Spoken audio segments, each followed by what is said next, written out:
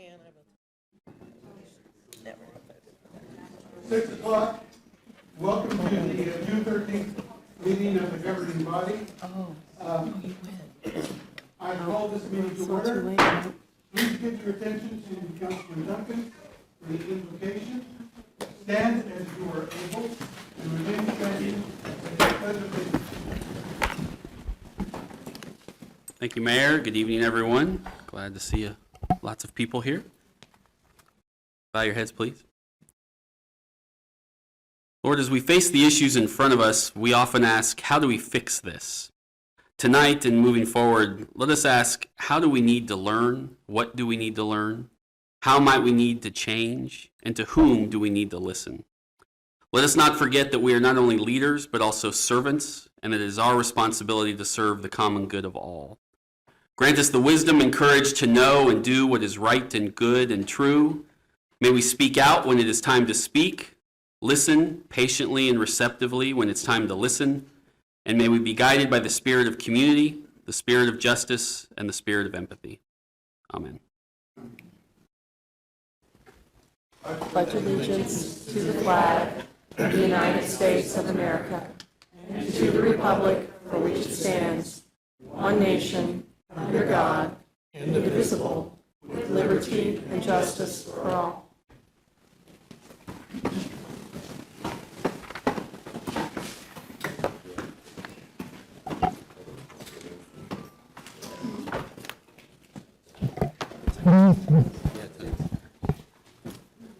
Okay, we will go to the roll call, but immediately after roll call, I want to have a pause before we go into the proclamation. Mike. Well, where was Sylvia? She's supposed to tell me. Sylvia, I was counting on you. Okay, Okay. Mayor Padilla, here. Council Members Hiller. Here. Valdivia Acala. Here. Ortiz. Here, and it's very hard to hear you guys. Emerson. Here, and I hear you fine.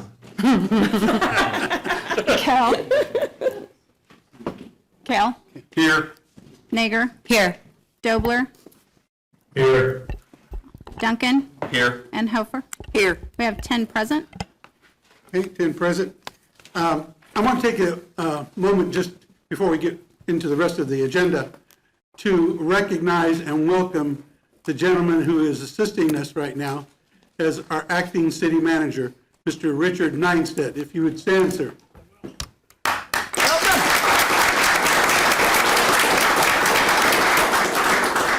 Thank you for joining the council, and it's been a pleasure to meet you and visit with you, and we'll be doing a lot more visiting and talking as we go on.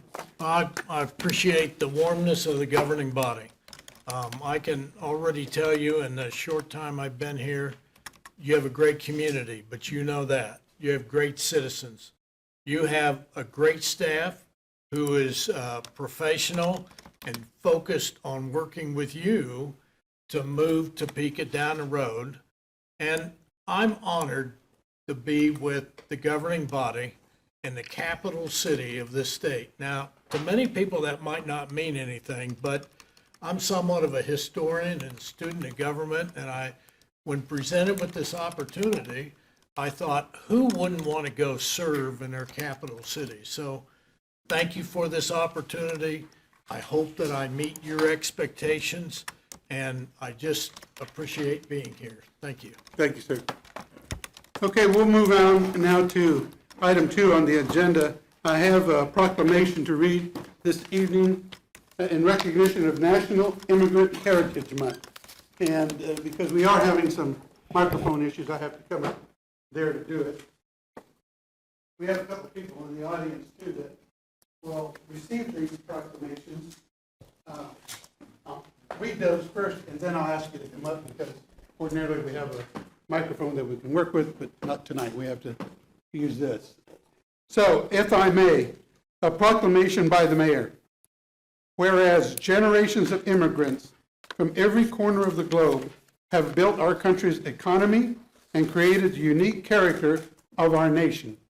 And whereas every immigrant journey is different, they arrive by choice and necessity, Some will arrive speaking English, which is a huge advantage, but others arrive by fleeing war, political or other violence, or extreme economic hardship. But every immigrant journey also shares these two common themes: one of sacrifice, of leaving behind a part of oneself, and of opportunity and aspiration, of building a new life in this city or country, one that incorporates the best of the old and of the new. And whereas these journeys have been going on for millennia, immigration isn't recent or strange or aberrational. People have always migrated and always will. And that should not be just accepted, but embraced as part of the natural cycle that makes us all stronger. And whereas immigrants have been leaders in the struggle for social justice throughout our nation's history, advocating for not only their own rights and equitable access to opportunity, but for a fairer and more just society for all Americans. And whereas that makes it more important that we as city recognize and embrace the diverse immigrant stories and the immense social, cultural, and economic contributions they make to our community and our country. And whereas immigrants continue to grow businesses and create employment opportunities in the city of Topeka and throughout our country, and play a critical role in innovating and strengthening our community and economy. Whereas immigrants have provided neighborhoods in the capital city with unique social and cultural influence, and throughout our country play a critical role, influence fundamentally enriching the extraordinary character of our city. Now, therefore, I, Michael A. Padilla, Mayor of the City of Topeka, Kansas, do proclaim the month of June 2023 as National Immigration Heritage Month. And if I could have Mr. Lalo Munoz and Yana Ross, if you'd join me up here to receive these proclamations from the city, and would love to have an opportunity to have a comment or two. Yana? Just step up in here because of, again, the awkwardness of the microphone. You have to speak loudly, like I do. So thank you very much. At Central of Topeka, we help work to turn newcomers into neighbors here in Topeka. And so we do that through our Immigrant Assistance Clinic that helps individuals become legal permanent residents and legal permanent residents become U.S. citizens. And we do it from individuals from Central and South America, as well as South Africa, Estonia, Philippines, and most recently this week, we talked with the family from Ukraine. So we do that all to make help individuals see that we welcome everyone from to Topeka, and the total economic output of the work that we do for those who are joining our workforce as well as those who are setting roots is roughly $1.7 million to Topeka every year. So they definitely make a huge impact, and it's thank you so much for recognizing this month. You're welcome. Yeah. Thank you very much, Yana. Thank you so much, Mayor and the City of Topeka. I'm originally from Ukraine, and I've immigrated to the United States 17 years ago. And today, I've lived all my time here in U.S. in Topeka, and I love the city. I became an American citizen. I built my business. I built my family, and about a year ago, when the war started, a movement of Topeka trying to help Ukrainian refugees to find a new home became a goal of myself and a lot of volunteers in Topeka, Kansas. Today, we are trying to establish a nonprofit, Top City Promise, which the mission of our organization is giving hope, giving help, and giving new life in Topeka to those displaced by the war in Ukraine. And unfortunately, a year down the road, things haven't changed, and there is a lot of refugees trying to find a place where they can grow where the children can go to school in peace, and where they can continue to establish themselves and build their families. And Topeka has been amazingly welcoming city. And I appreciate the mayor who has welcomed our first two families in the driveway of my house when we brought them through Mexican border.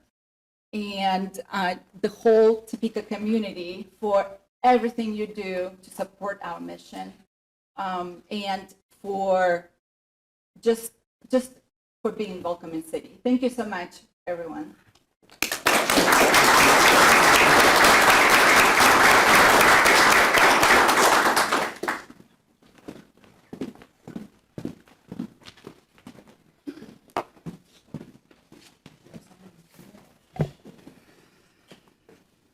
I want to make sure I don't want to not give due acknowledgement.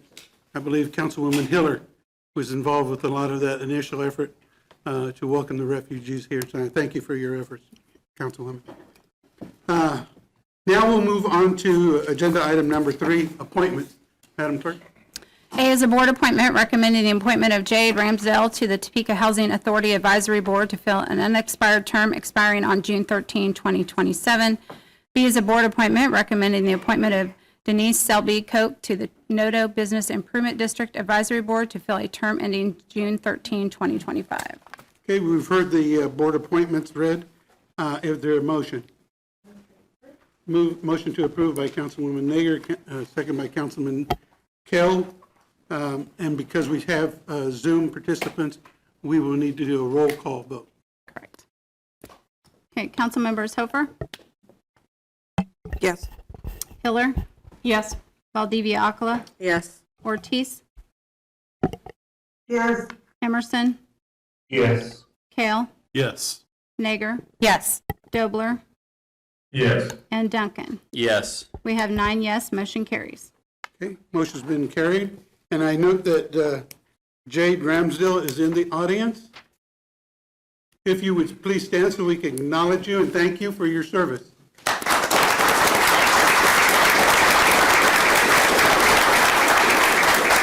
Thank you. Move on now to agenda item number 4, the consent agenda. Madam Clerk.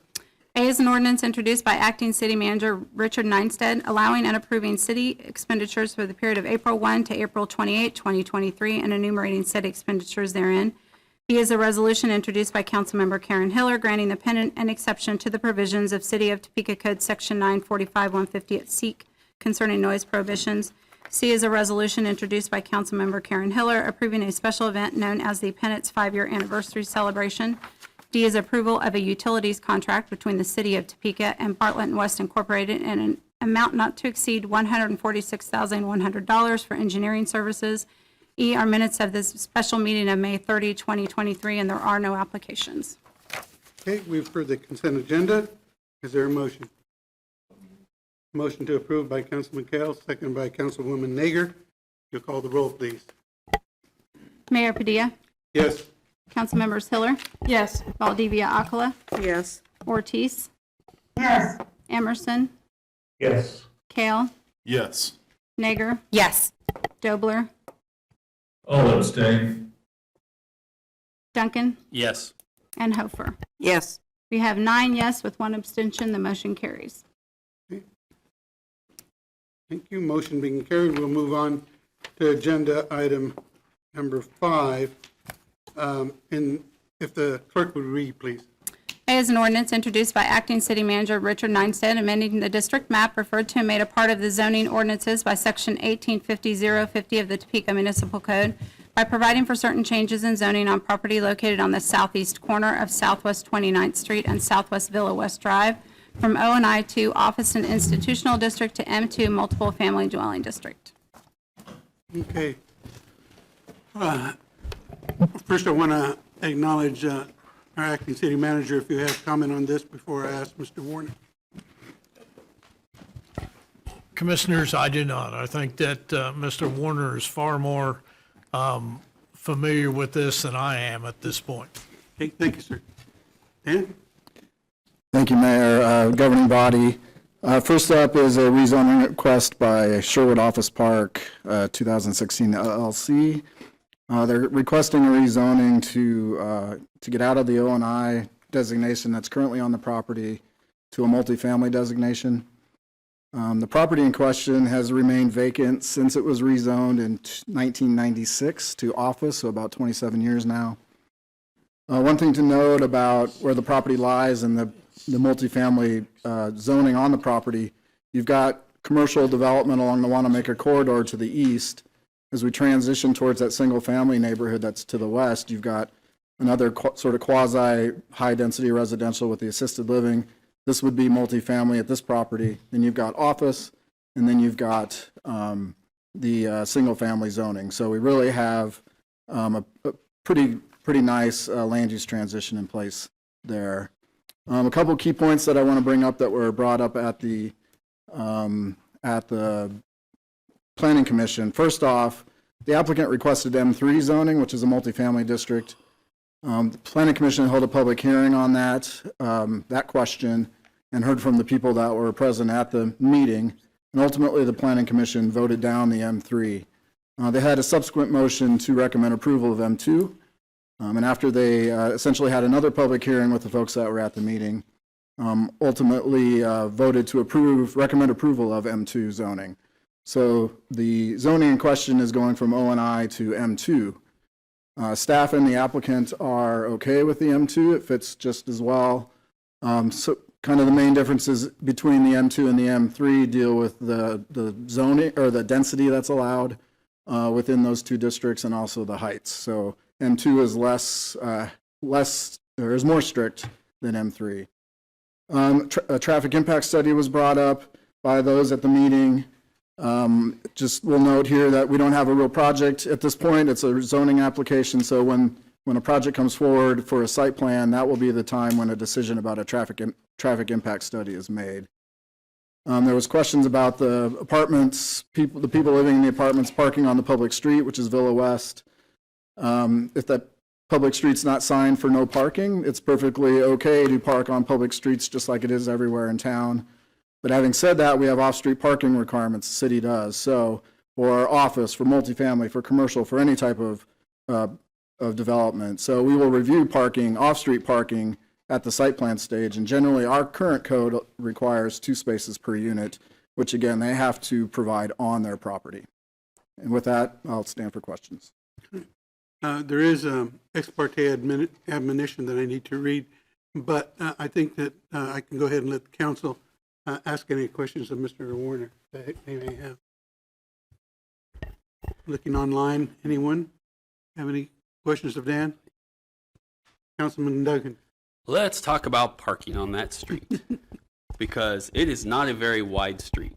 In fact, I'm not even sure it's a standard neighborhood street, but I haven't measured it, so I don't know that. So I am literally trying to envision when we say that people can just, in fact, not only will have to park, I mean, they'll have to park on that street if we rezone this under the way this is developed. I'm just curious if that's considered when planning staff looks at this and says, this could create a problem if we have to allow street parking in this area.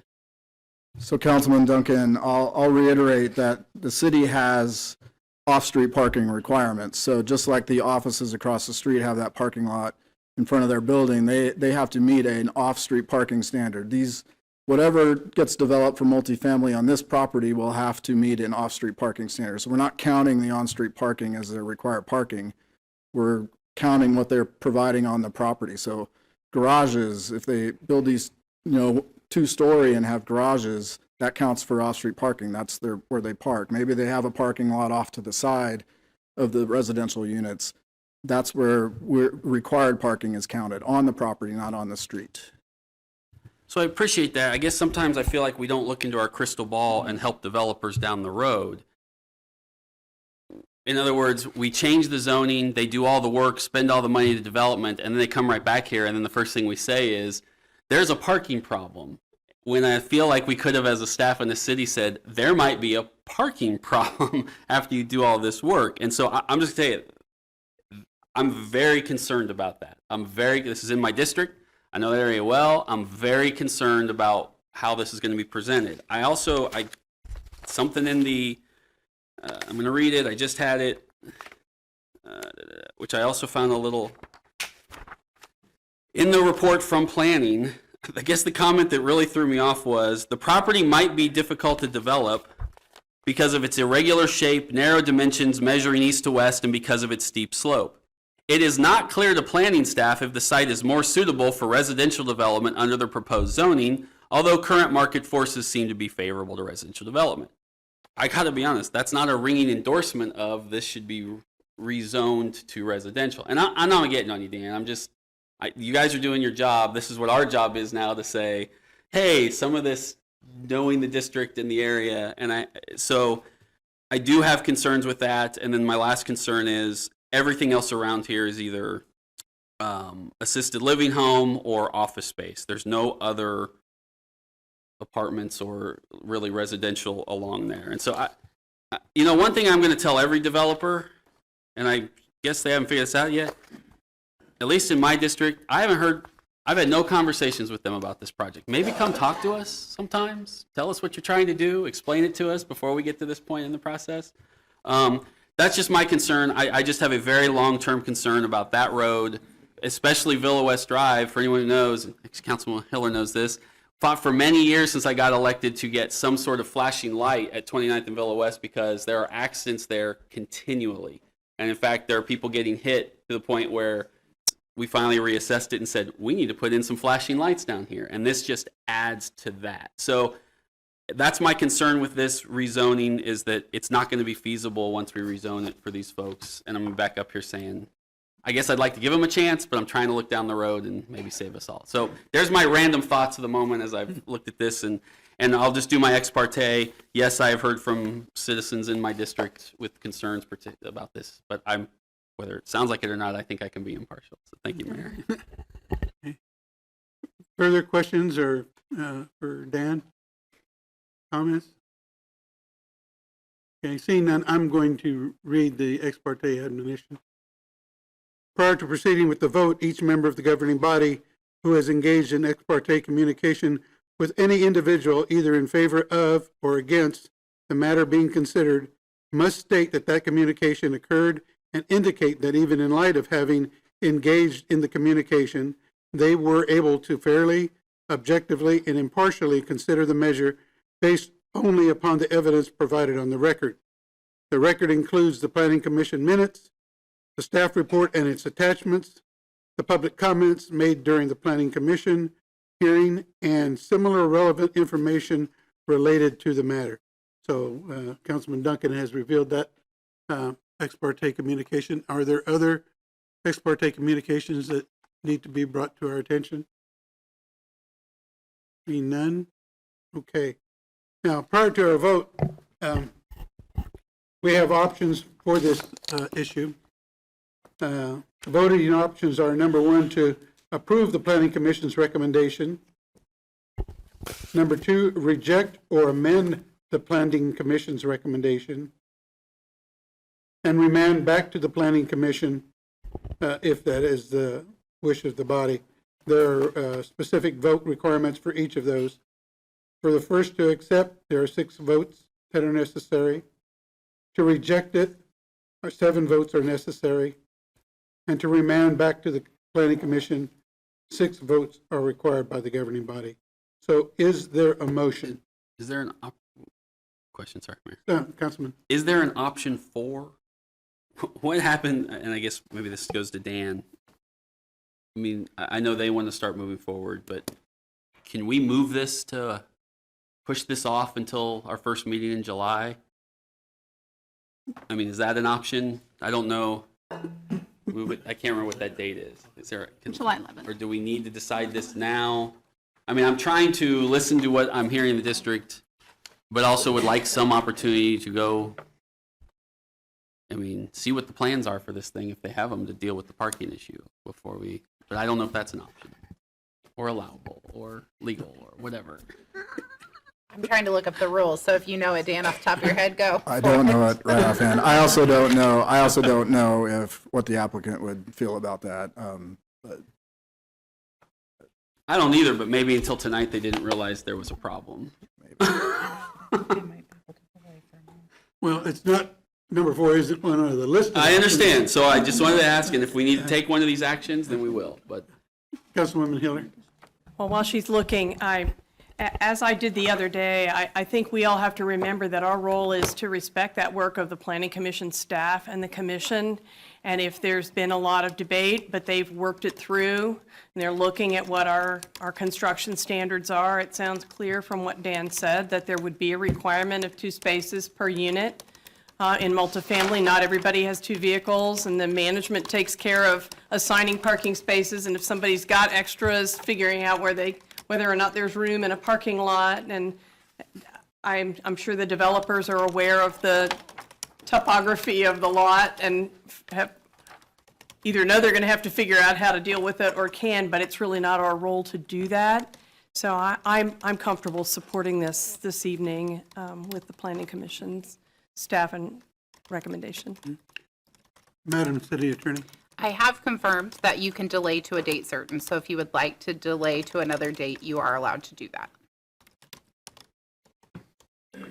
Got Tony. Councilman Emerson. Thank you, Mayor. I guess a question for Mr. Warner. I just heard Councilwoman Hiller say this, so if I heard her correctly, so they ask about, there's already a requirement for parking, correct? Is that correct? On premises parking, not, you don't count, you basically assume they're not gonna park anybody out on the street, correct? That is correct. In this instance, we would be looking at provide the requirement for off-street parking, so parking on their property, yes. Okay, thank you, Mr. Warner. I guess I'd echo what Councilwoman Hiller said as well. I'll tell you, having been on the other side of this, perhaps I shouldn't say this, but I'm shocked anything gets built in Topeka because we run these people through the ringer. We make them do, initial visits, and then, it's about a year before it gets to this point, and I just hate to start injecting political requirements on top of, like I said, we just run them through the ringer, and looking at the staff report, this looks like this has been vacant for since 1996 in its current zoning. So almost 16 years now, and I'd love to get something built, get some housing that our housing report says we badly need.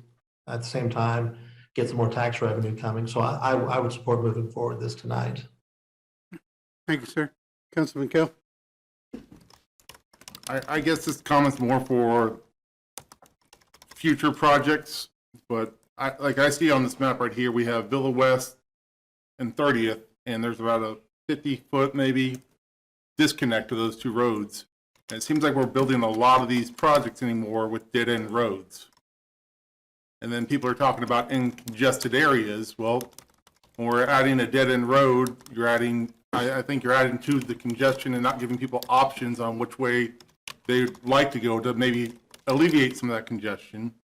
So I would like to see a lot of these projects, when there is a very easy connect, start looking at options to connect those roads.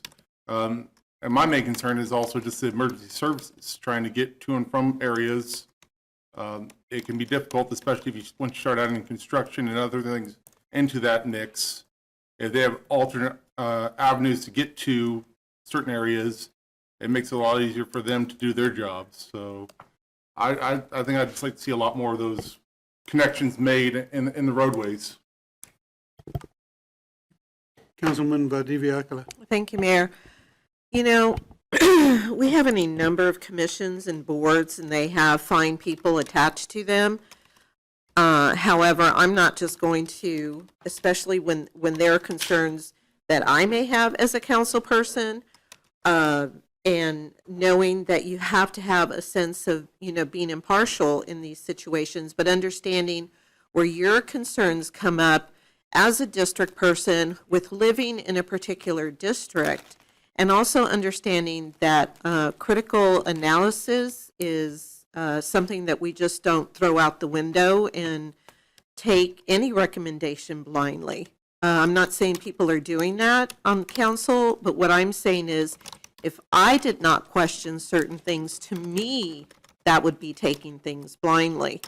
So I guess I have concerns because I'm sensitive as I can be when something is happening in another district that I do not know and do not understand, as I do my own district. I understand we're supposed to be all players in this big, city of Topeka, and I get that, and I do that. And yet I also think it's valid to listen to when our colleagues have concerns about something in their particular district that none of us know of unless they have lived there for any length of time. So, with that said, I am dubious sometimes on the planning commission, but I know that they work as hard as they can. But I'm not going to take anything blindly like that. And, Councilman Duncan, if you want to make a motion on something, I'll support you. If not, I'll support you in that. Either way. Thank you, Mayor. Further comment? Councilman, is there a motion from you? Nope. Okay. We've read the ex parte admonition, so we will proceed with the vote. Or if somebody wants to make a motion for approval, rejection, or remand. Councilwoman Hiller. Move to approve. Motion to approve by Councilwoman Hiller. Second by Councilman Emerson. We'll do the roll call vote. Councilmembers Hiller, Yes. Valdivia Akala, Yes. Ortiz, Yes. Emerson, Yes. Kale, Yes. Nager, Yes. Dobler, Yes. Duncan, No. Hofer, No. and Mayor Padilla. Yes. Okay, we have 8 yes with Councilmembers Duncan and Hofer voting no. The motion carries.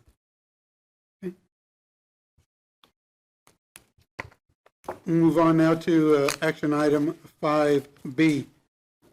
If you read, please. B is an ordinance introduced by Acting City Manager Richard Neinstead, amending the district map referred to and made a part of the zoning ordinances by Section 1850-050 of the Topeka Municipal Code by granting the HL Historic Landmark Overlay District to property currently zoned PUD Plan Unit Development with X1 Mixed Use and M2 Multiple Family Dwelling District use and located at 400 Southwest Washburn Avenue in the city of Topeka, Kansas. Okay. Again. So I will again defer to Dan, and I would tell you that he gave me he and the planning director gave me a thorough briefing on these today, but he has all the facts and figures. Okay, thank you, sir. Dan? Mayor, governing body, the next case is a local historic landmark designation for the Potwin Presbyterian Church. So that is a zoning action in our ordinances here, so that's why we're here with another rezoning for this property. Just a reminder that the property was rezoned earlier this year to accommodate redevelopment of the school that's attached to the church as for 6 apartments. That project's underway, so that ultimately we will have a church and 6 apartments going there. Couple more items. The Landmarks Commission, the Topeka Landmarks Commission recommended approval of this landmark designation, and the Planning Commission recommended approval as well. With that, I'll be happy to answer any questions. Okay. Any questions for Dan on this item? I do. Councilwoman Hofer? Thank you. Dan, it's been a long time since I've been involved in one of these. I know that the Potwin neighborhood has a historic district. Does that have any influence on the church property? It does not. The district doesn't encompass the church, so any action that he's doing is specifically just a local landmark on that church. You might be thinking of what the state of Kansas used to have as environs review. That law was repealed a few years ago, and we no longer have environs. So any historic district or historic property that's national or state registered, we don't look at surrounding properties. We don't have environs any longer. Okay, that's what I wanted to know. Thank you. Thank you, Mayor. Okay. This too requires an ex parte admonition, so I'll read this before we vote. Prior to proceeding with the vote, each member of the governing body who has engaged in ex parte communication with any individual, either in favor of or against the matter being considered, must state that the communication occurred and indicate that even in light of having engaged in the communication, they were able to fairly, objectively, and impartially consider the measure based only upon the evidence provided on the record.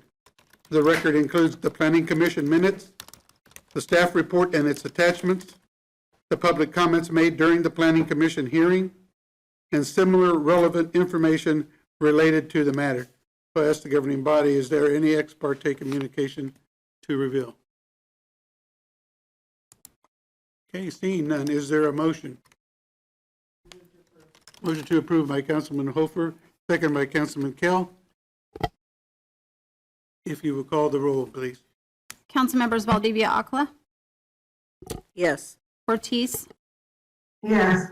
Emerson, Yes. Kale, Yes. Nager, Yes. Dobler, Yes. Duncan, Yes. Hofer, Yes. Mayor Padilla, Yes. and Councilmember Hiller. Yes. We have 10 yes, motion carries. Okay. Motion's been carried. Thank you, Dan. Move on to agenda item 5C. Madam Clerk? C is an ordinance introduced by Acting City Manager Richard Ninstead in establishing the South Topeka Community Improvement District, 911 Walnut Inc., the CID at the corner of Southwest 32nd Terrace and Southwest Topeka Boulevard, and levying a CID sales tax of 2% within the CID pursuant to KSA 126A26 at SEEK. Okay. Acting City Manager. Councilpersons, I will turn this over to our very able planning director Thank you. and mayor. Shannon? Yeah, good evening, Mayor, council members. If you'll recall, this is the item that was open for public hearing last week as it relates to Southwest 32nd Terrace, Southwest Topeka Boulevard, CID, and TIF project. We actually have project representation here, Kurt Peterson with Polsinelli. Since I did my presentation last week and everybody got to kind of dive in and ask some questions, and then Jeff White with Columbia Capital was here to answer questions on the financial side, I thought that I would open it up to Kurt and let him share some brief comments about the project and let you ask any questions you might have. Thank you. Kurt? Thanks, Shannon. Thank you, Mayor. Council, good to see you all tonight. My name is Kurt Peterson with Polsinelli PC, and I am here representing the developer. The developer is 911 Walnut Inc., and I have Sterling Scott, a principal, and also his business associate, also Sterling Scott, back here. Just wanted to welcome them here as well. I get excited. We've worked on this project for 6 months. You don't always see it. Some of you have heard, and there's been some conversations, but there's been a lot that goes into trying to redevelop this particular spot on the boulevard. I will say I get tempted in these instances to then launch and tell you how excited we are on all the details, but I also know there was a public hearing last week, and I know that Rhiannon and also Jeff with Columbia Capital answered a lot of questions and went into great depth. So because I heard you might have something else important on the agenda tonight, I will be very brief and short, but be here as long as you need to answer any questions you might have. But I do want to finish with this, Mayor. I would be remiss as somebody that gets the privilege of going around the state and also Missouri for a living, finding ways to redevelop tough properties and sometimes using public incentives, sometimes not. And I just want to take my hat off to what you all did, your leadership at the end of last year.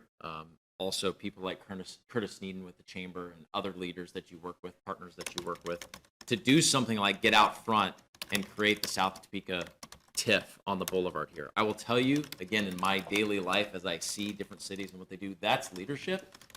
I'm here with this developer proposing this, $15 million project with some amazing users because you did that last fall. So there's more to come. I've gotten a few other phone calls of people that have ideas on the boulevard. So I hope to see you all again soon. But for tonight, focusing on this, the CID, and then in a moment, a vote on the TIF project plan, I'd be happy to answer any questions that you have.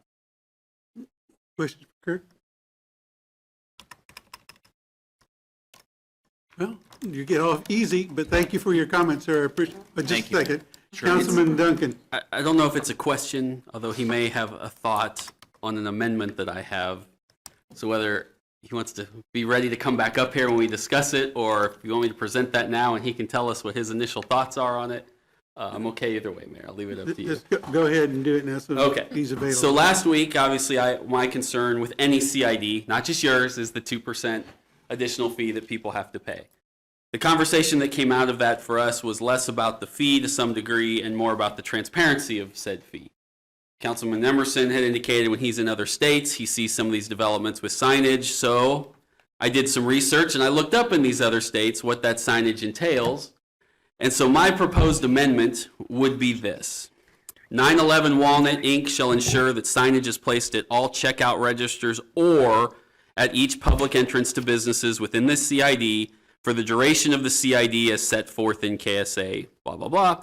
Each sign shall meet the following conditions. Each sign shall state this business is within a community improvement district that charges an additional 2% on all purchases. The signage font shall be at least 18 points in size, and the sign shall be at least 24 square inches in size. I stole that language essentially from all the other communities who've done the same, pretty much just repeated it and didn't try to reinvent the wheel. But I also know that the developers may have some thoughts on said signage, and so I will be putting forward that amendment this evening, but I certainly wanted to make sure we heard from you as to your thoughts on it. Go ahead, Kurt. Thank you, Mayor. Councilman Duncan, I guess I have a procedural and then sort of a substantive answer. I'm trying to decide what makes the most logical sense to go first. We'll start with procedural.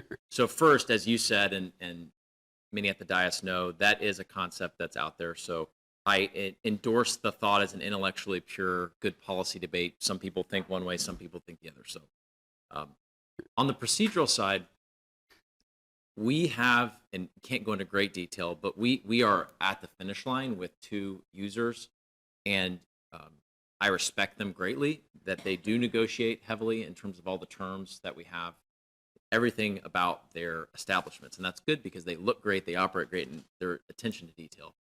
I would ask procedurally that that you, councilman, and this whole body would consider tabling this for the next deal, because while I'm a straight shooter, I'm not saying that I am sure that I'm going to hit a buzzsaw going back to the table and saying, oh, by the way, but I'm also sure I'm not sure that it might be an issue. So I'd ask that maybe we consider having the substantive debate the next time, because I think there will be, to be fair, and I hope this is exciting, I think there will be a next time. There's going to be more coming, and there will be more opportunities for you to weigh in.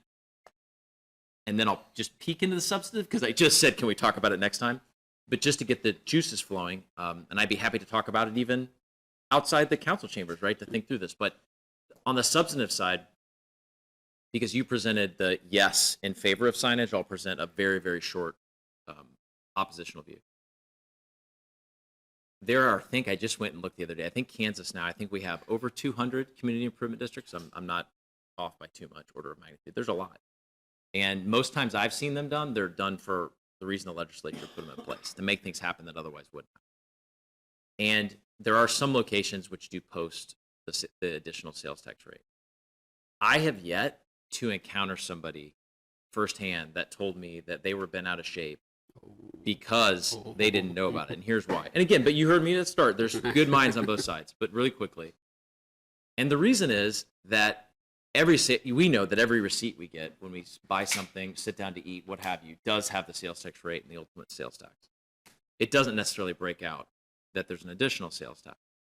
So the idea that somebody can't know is, for a lot of people, is like, no, I can know. I can see that it's a higher sales tax rate. But then the last piece is, and then I'll be quiet for now, the last piece is, whether we're talking about 1% or in this case 2%, a lot of people say at the end of the day, I'm going to choose where I'm going to go, and it's disclosed, and somebody picks something to eat. A hamburger comes to mind, I'll say hamburger.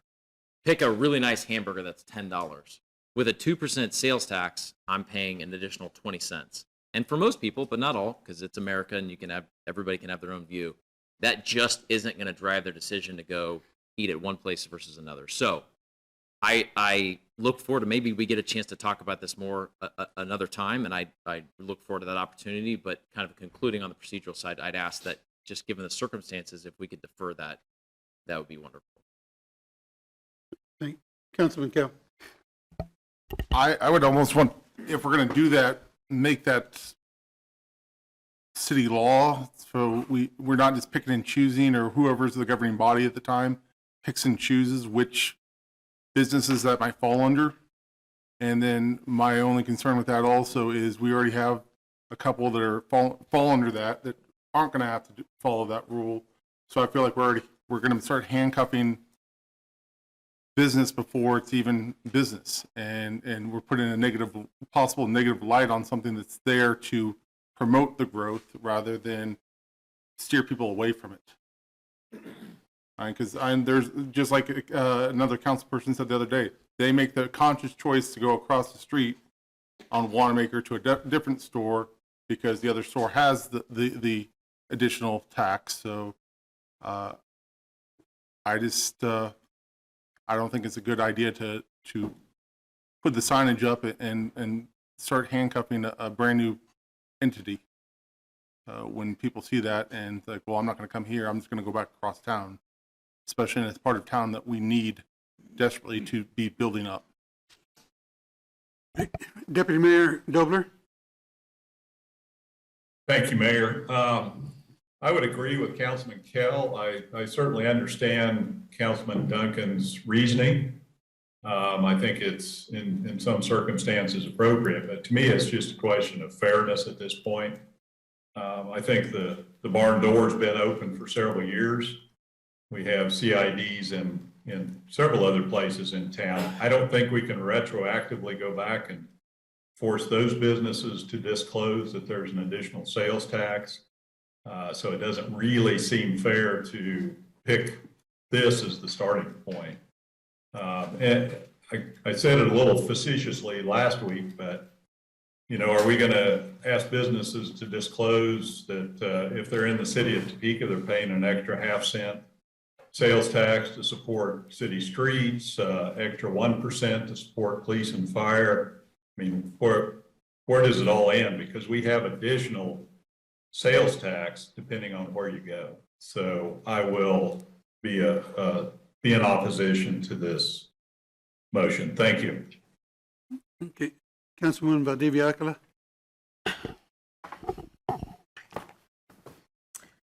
Kind of think I should have stayed home tonight. But at any rate, I can understand where it's coming from, because when it happened last week, when there was talk about it, I got excited about it just because I thought, yeah, this would be really cool moving forward. It's intentional. Some people are going to pick up on it. Some aren't. I understand, what Councilman Dobler is saying. We have it in the, past, grandfathering, all of that. To me, it's just about as we move forward in developing our city with our residents, that sometimes the residents feel at times that they get the short end of the stick. And this is just coming from me. And so we have run into any number of issues lately where residents are being hit with increases here, with increases there. And, they're dealing with increases beyond the municipal control that are coming at them. And so when I look at this, I think, okay, it's just almost like it's an amenity almost. And, developer people, all you that know more than, what this district representative does, I'm sure, it's a bad idea, whatever the case may be, whatever.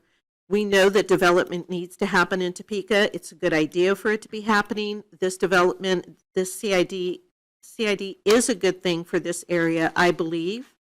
But it's an amenity. It's an extension to our community, that this is where we're at, and we want you to understand it. That's how I see it. So obviously we know that this isn't going to pass muster. But,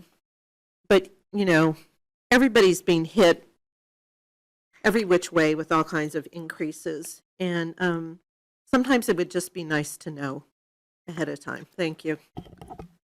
Councilwoman Hiller? Thank you, Mayor. I too think that if we do want to consider this, the appropriate time would be to consider a change to our CID policy rather than on a case-by-case basis. And other than that, you already answered the question I was going to ask. Our two prospective restaurants are still on deck, right? Yes, ma'am. That's great. We're It's so working exciting to be. This is part of the finish line tonight. I understand, and I just think it's really exciting. I think most of us knew, or at least heard a little bit along the way, that this one wasn't just an idea. You already had the tenants for the main spots lined up, and that's just very exciting. So again, if we want to talk about that, I think the time is for policy, not tonight. Thank you. Councilman Emerson? Thanks. I wasn't going to say anything, but since I was the one to open my big mouth last week and said something about this, yeah, I will tell you, I first of all, I am totally sympathetic to what Councilman Duncan is doing here. But at the same time, I'm also sympathetic the other way, and especially when I hear the attorney for the developer here say that might be an issue going back. I mean, these are two restaurants that can be a real spur, I think, for revitalization of that area. So I also will not be supporting this, but I do support the idea. I think, and correct me, we don't have a motion yet to do No, that, so. I'm getting there. It was just Oh, comment, yeah. It's coming. Yeah. I see where it's headed, but it's Yeah. coming. Yeah. Councilman Kell, I didn't know making the motion or not. So. if giving me an opportunity. Okay.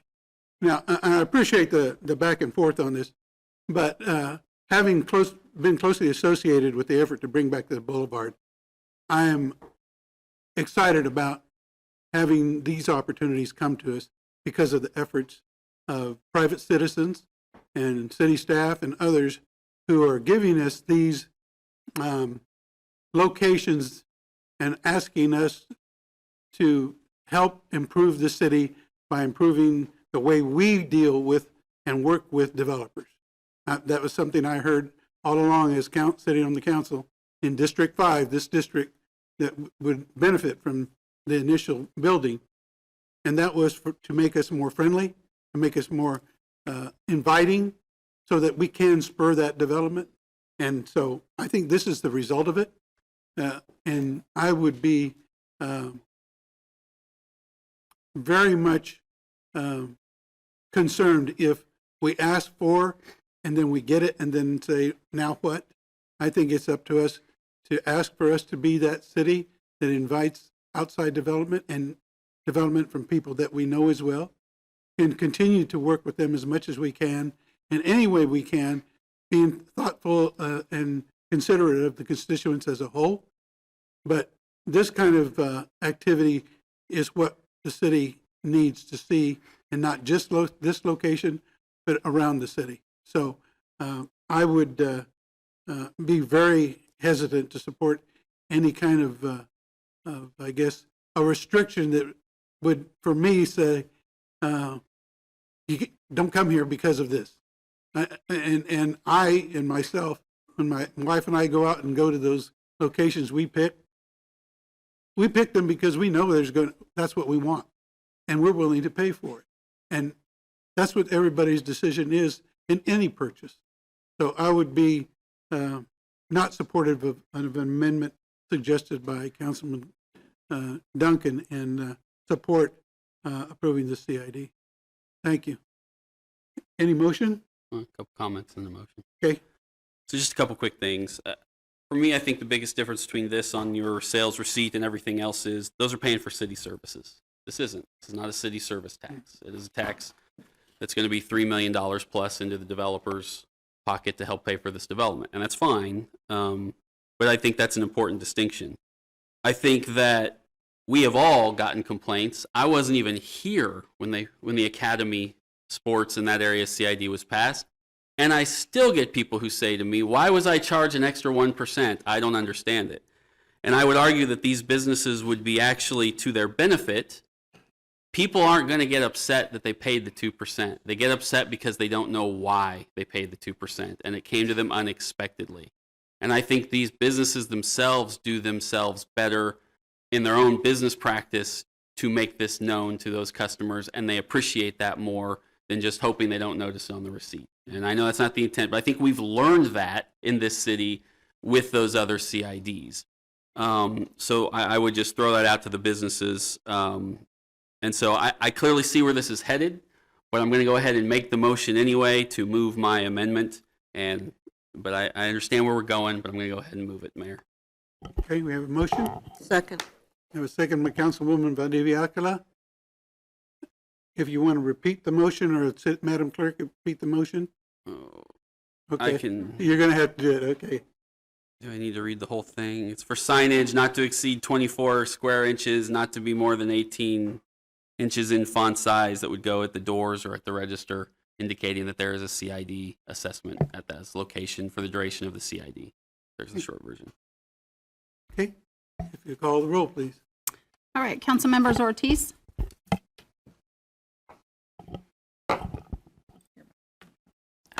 Yes. Emerson, No. Kale, No. Nager, No. Dobler, No. Duncan, Yes. Hofer, No. Mayor Padilla, No.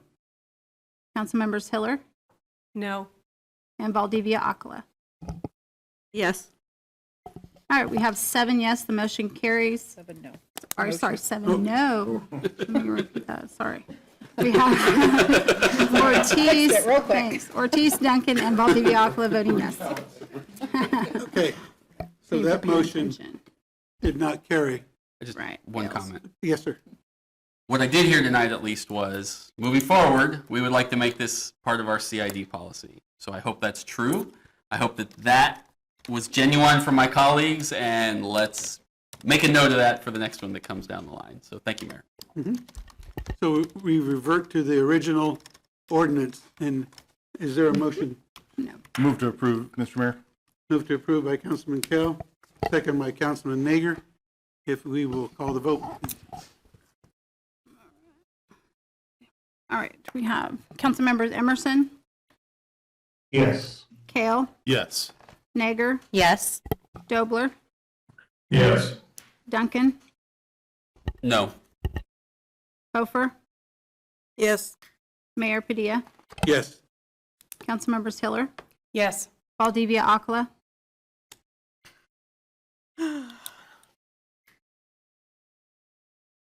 Yes.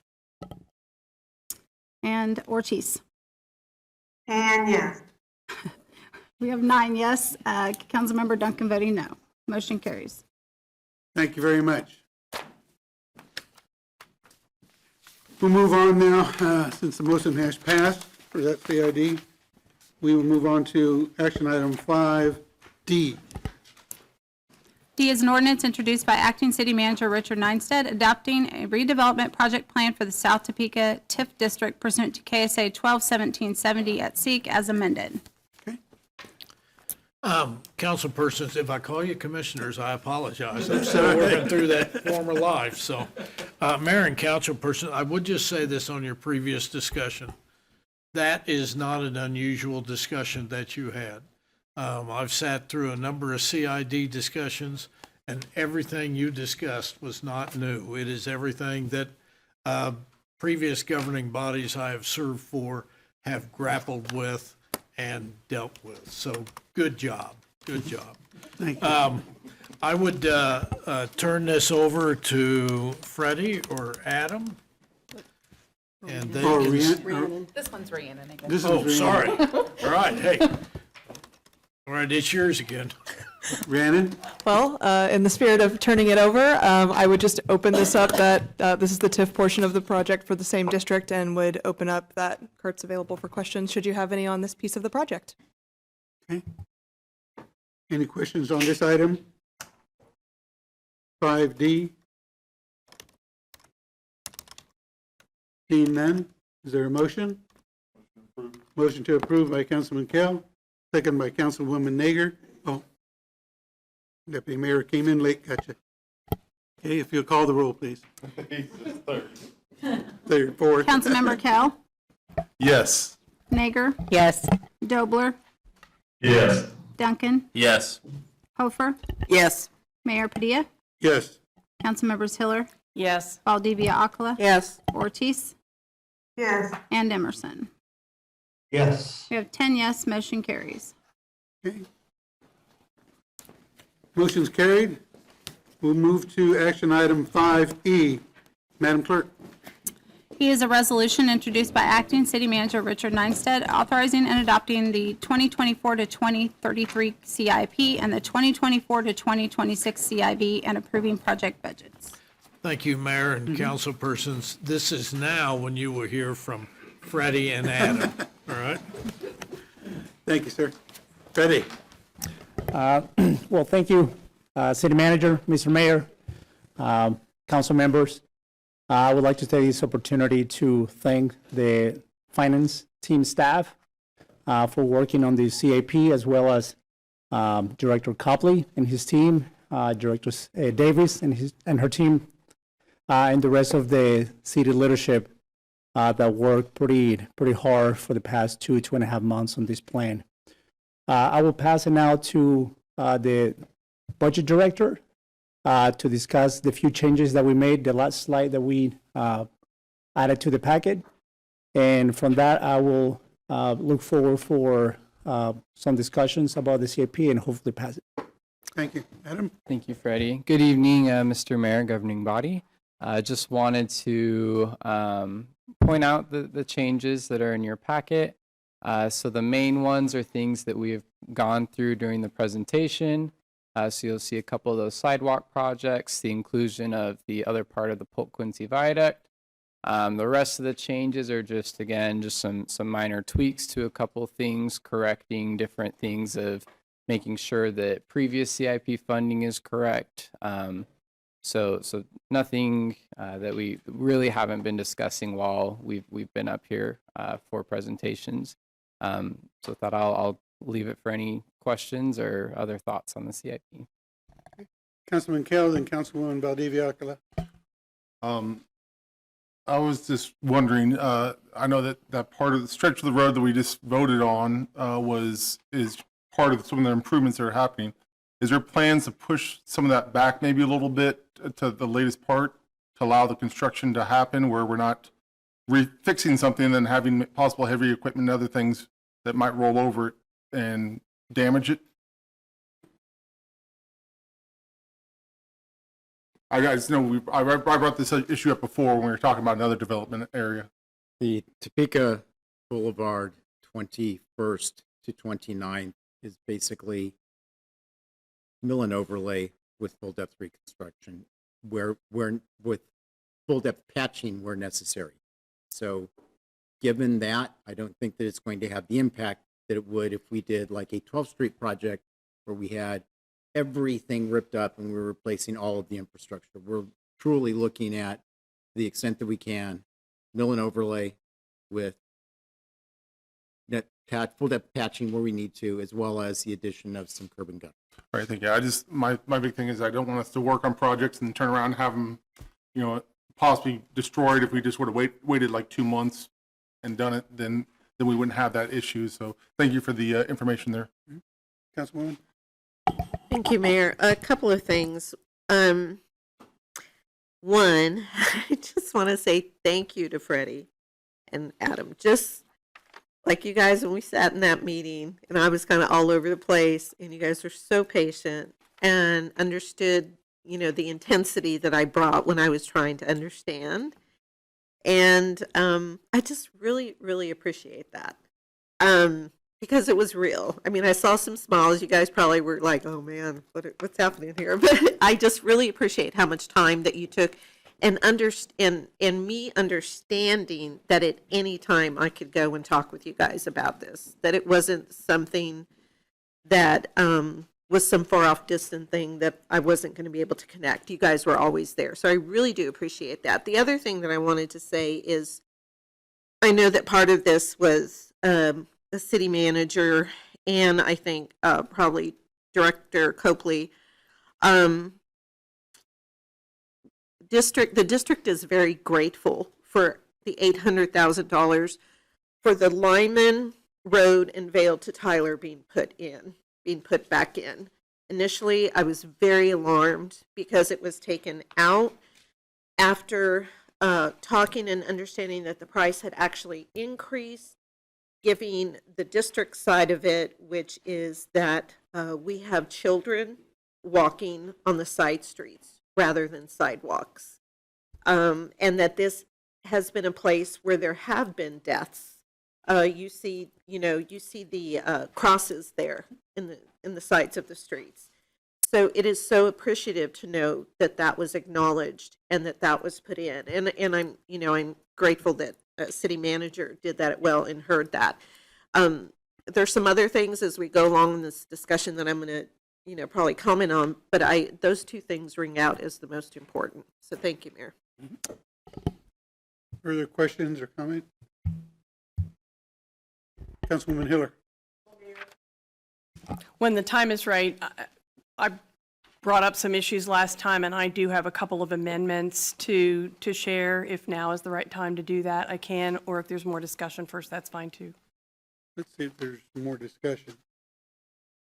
Councilwoman Hofer. I'd just like to, I know we've got all these corrections. Does that mean they're corrections to these numbers and the totals? That's correct. Yes, ma'am. So can I get when we're all said and done, a final copy with the final numbers? Yes, ma'am. Okay, thank you.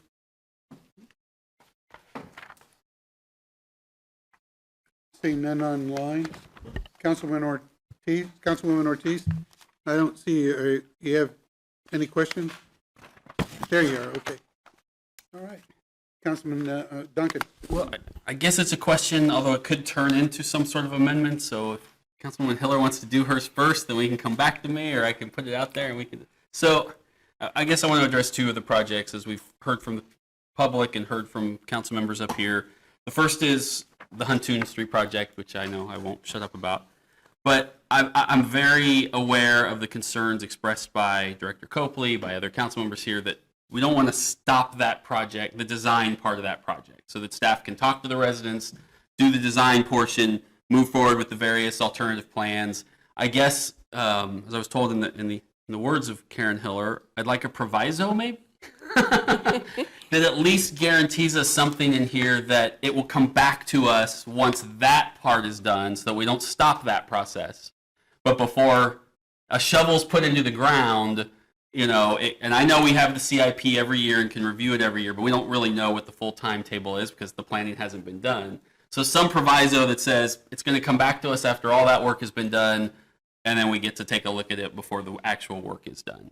So I don't really know how to word that. I don't really know how to, but I hope my intention makes sense to everybody. Because again, I don't want to stall it, but I also want to make sure people heard. And the second project, some consideration of that too, and I apologize to Councilmember Doble, I didn't know he was going to be here tonight, so I would have mentioned before, is I also am fully fine with the bonding we've done, or the payments we've done to move forward on Elevation Parkway. I do not want to stop the planning and design of that project.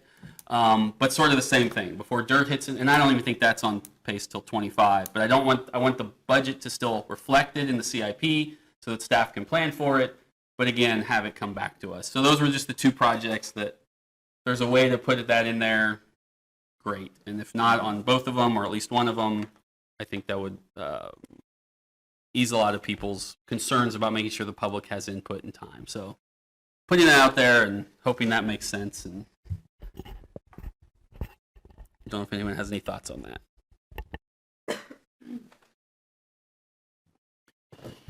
Mr. Mayor, Councilmember Duncan, that was part of the new proposal for approval. I think that these comments came during several meetings, and we hear you, and this is why we provided the new proposal to the governing body, which I believe, have they approved or not? They will, which you guys will approve, but that will be part of the new proposal that Councilman Deputy Major Dobler put in place. Okay. Get his hand up. Okay. Deputy Mayor Dobler. Yeah, I didn't catch all of that. The sound's not great on this end, but I believe what Freddie's talking about is the desire that I think most of us have to bring all major projects back in front of the council for project approval, individual project approval. I believe the policy that staff has promulgated is projects under 250,000 or projects over $250,000 that don't currently fall into one of the categories where those projects have to come in front of the council. I don't know, maybe a question for the city attorney, is that a separate resolution? Can we make that, amend that to approval of the CIP? I think that's what we did 3 or 4 years ago when we moved some of those projects into that category. So if that needs to be a motion, I'll make it. If it's already in there, great. Thank you. I believe lines 52 through 57 cover this. Very good. Thank you. Councilwoman Alcott, did you have? Yes.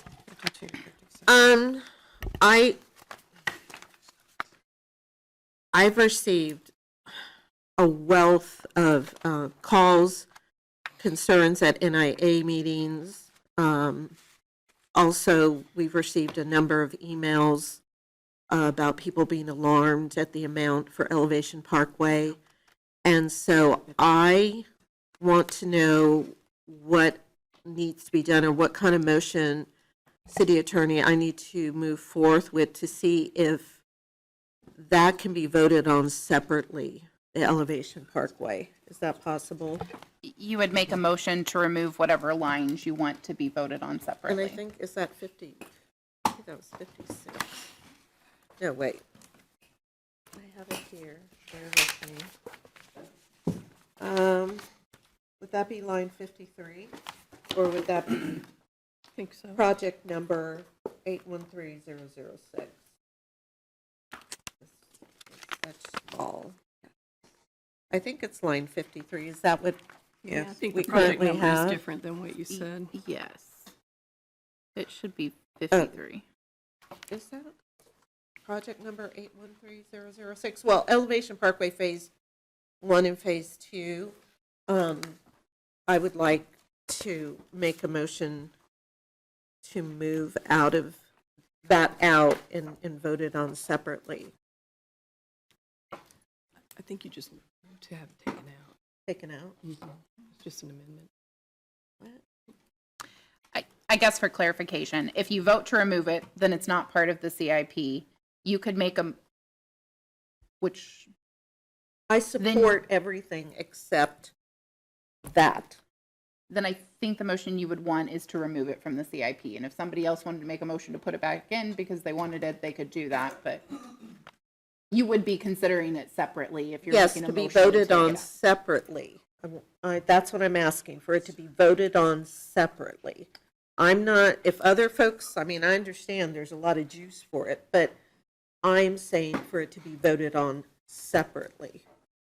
Is that not possible? Sorry, I'm trying to think through procedurally how you could do that. I think what you would have to do is you would have to remove it from the CIP and then vote.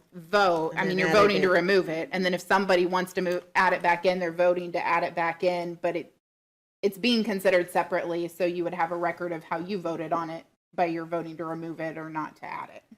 That just And that- totally I'm sorry. confused Couldn't me it what just you be an said. amendment? Yes or no?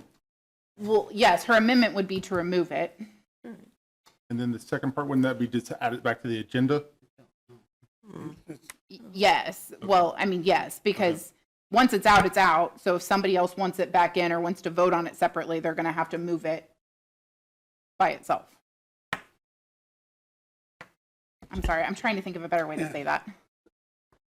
Councilman Duncan. So this may help or hurt. I have no idea. Maybe I've now read lines 52 through 57 that are in this CIP. I want to thank the deputy mayor for including that. It's something we've talked about for years. It's a percentage, but it does equate to about 250,000 projects, which what that means now is any of the projects in this CIP that exceed that dollar amount will now take multiple steps. They will go to the Public Infrastructure Committee for review, and then they will come back to us for a final approval. With that in there, I am much more comfortable moving forward on things like Huntoon and a little bit on Elevation Parkway because we've already expended the funds for the design part of the process. Those are already spent and in the world and being put, those checks are being written as we speak. But I think at least then having that time to know that they're going to come back in front of us alleviates my concerns, because it gives us then a chance to look at the full scope of those projects and approve that funding moving forward. So I think that provision, which wasn't in there previously, now that's in there, just for what it's worth, makes me feel much better that we'll get a second crack at all these projects. Okay, thank you. Councilwoman Hiller. On those two subjects, I do think that the $250,000 threshold in the review should handle Huntoon. On Elevation Parkway, if I'm not mistaken, I think that the project has not yet been let to do the planning. So if this body wanted to react to the, staff can confirm that, but I think I checked it today, that the actual planning part hasn't started yet, so we would not be out that money if we stopped.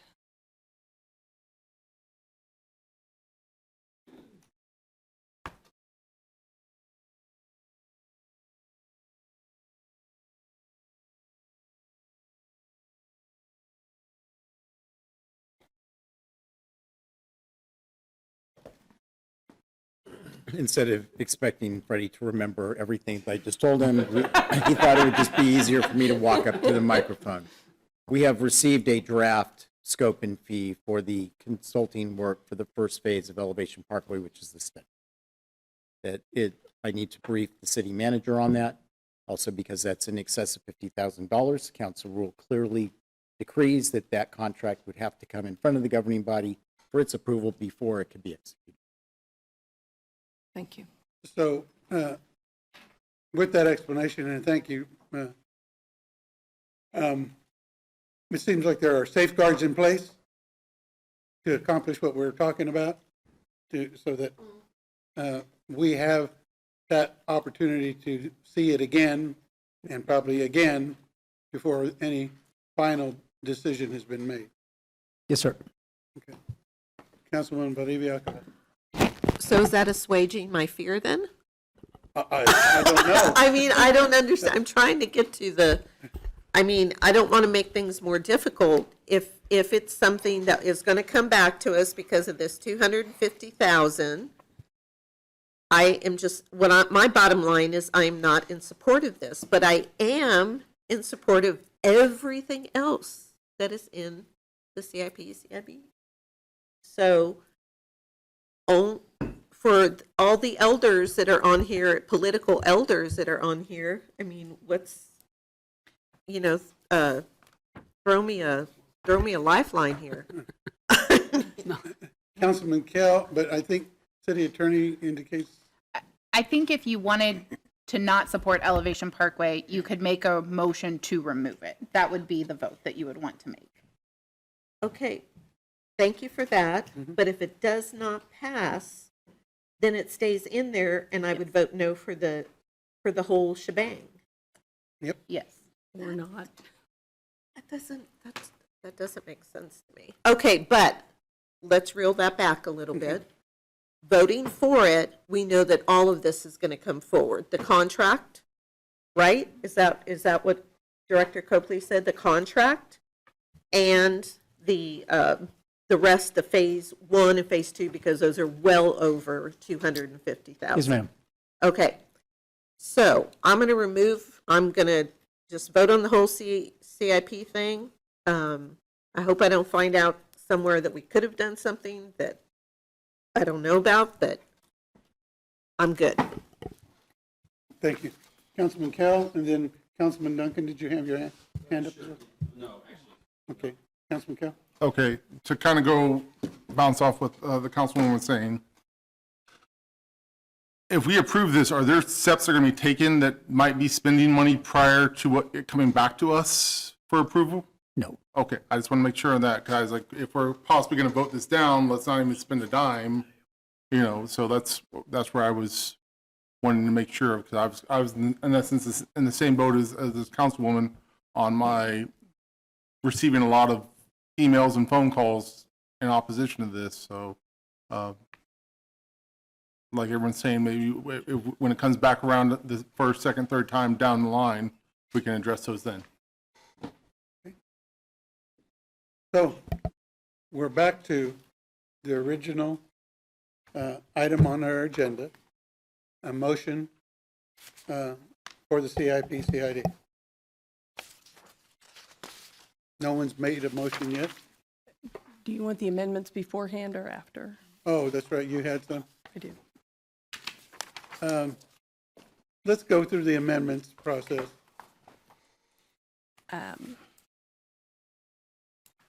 Brenda, do the people who are online have the resolution? Okay. Hand these down. So move it down. Yeah. There's two pieces, so. Okay, thank you.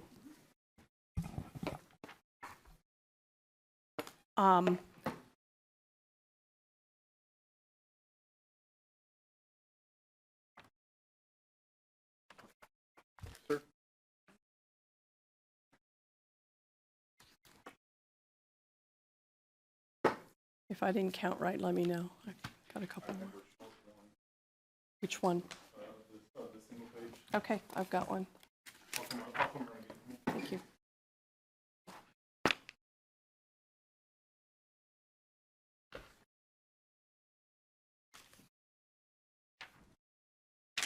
Okay, thank you.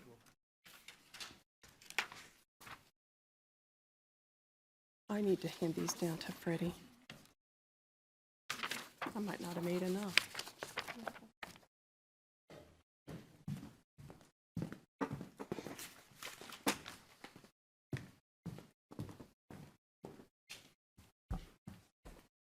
You all had a handout from me last week. I want to echo people's appreciation for Freddie and Adam and the work. Got my meeting with Freddie on Friday afternoon to kind of go through all the details. Have talked to a couple of you, but well within coma as far as that goes. I will have two amendments. One to the CIP itself, and then one for our resolution. But because we talked about some of these different issues, I wanted to address some of the other issues on the way through. The amendment that I have for the CIP-CIB would be to go ahead, as we discussed before, and retain the firm program, but move it to cash instead of bonding. With that, the proposal to increase our bonding limit goes away because it would get us back to the $9 million a year or $27 million every 3 years that we've had before, with the exception of the big projects that have been added on top of it. And the resolution in the change for the CIP resolution, which you have on a separate piece of paper, is simply to add language that has been stock language in the past in our project budgets and in our resolutions, that simply says that when we're talking about projects that we're going to bond, that we would say that the debt management policy as codified in resolution number 818, that the staff may use other legally allowable funding sources in lieu of issuing debt. Thank you, Amanda, for the help on that. But just to make it clear, whenever we're talking about bonding, that if we are able to do cash or get grants or have partnerships or otherwise offset that cost from our bonding queue, that we anticipated that possibility. So those are pretty simple.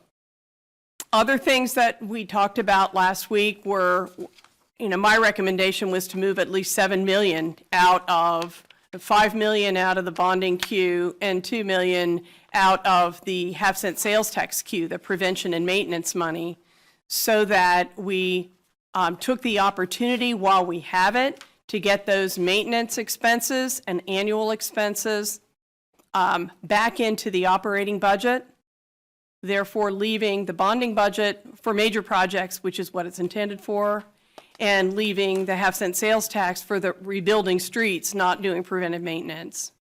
Having talked with Freddie and so on, we're going into the operating budget next. So the challenges that I have listed on there, that's a challenge from me. as they go into operating budget, to see if we can't find an additional 5 million on top of that 2 million for firm to get back into the operating budget. Also, I was on council when we did Resolution 8818, and the intention there, because the staff had gotten to borrowing for 20, 25, and even 30 years on GO bonds, was that we would not borrow for more than 15 years.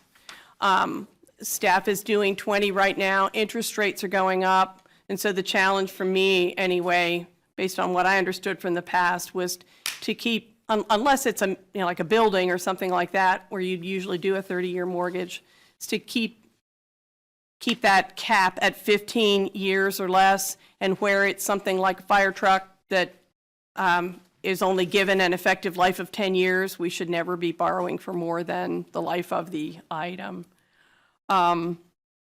I too added in the challenge questions about Elevation Parkway. I would support taking it out at this point.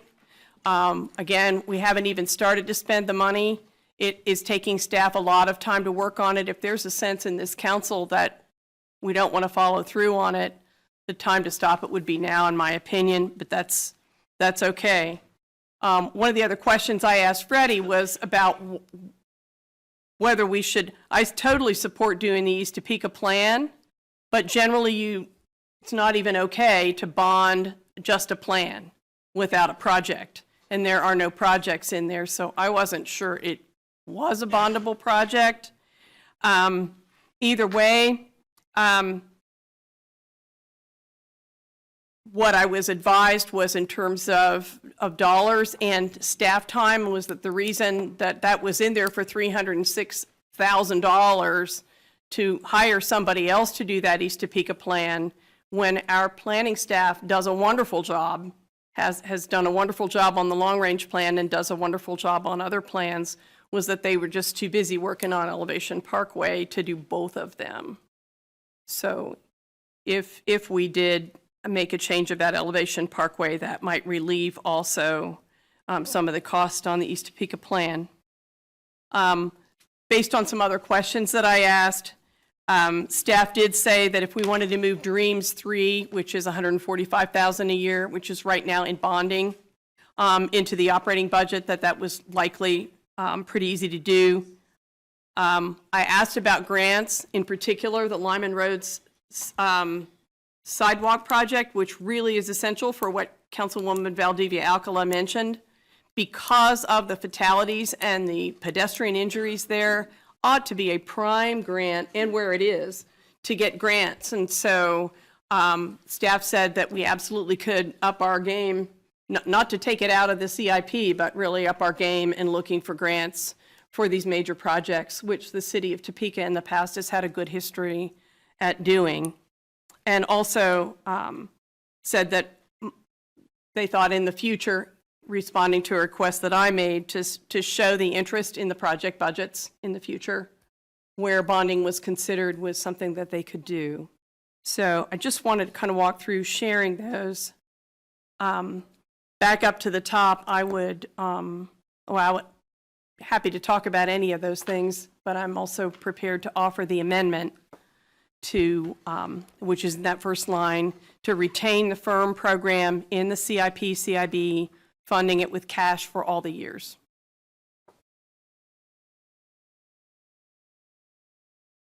Any questions for Councilwoman Valdivia Alcala? I just feel like we're playing ping pong. Now that you brought this forward, Councilwoman, is there enough support for Elevation Parkway to proceed? Now that we know that the $3 million is still being bid out, then we also know that with the new protocols in place, that it could come before us again, and we could do our due diligence then.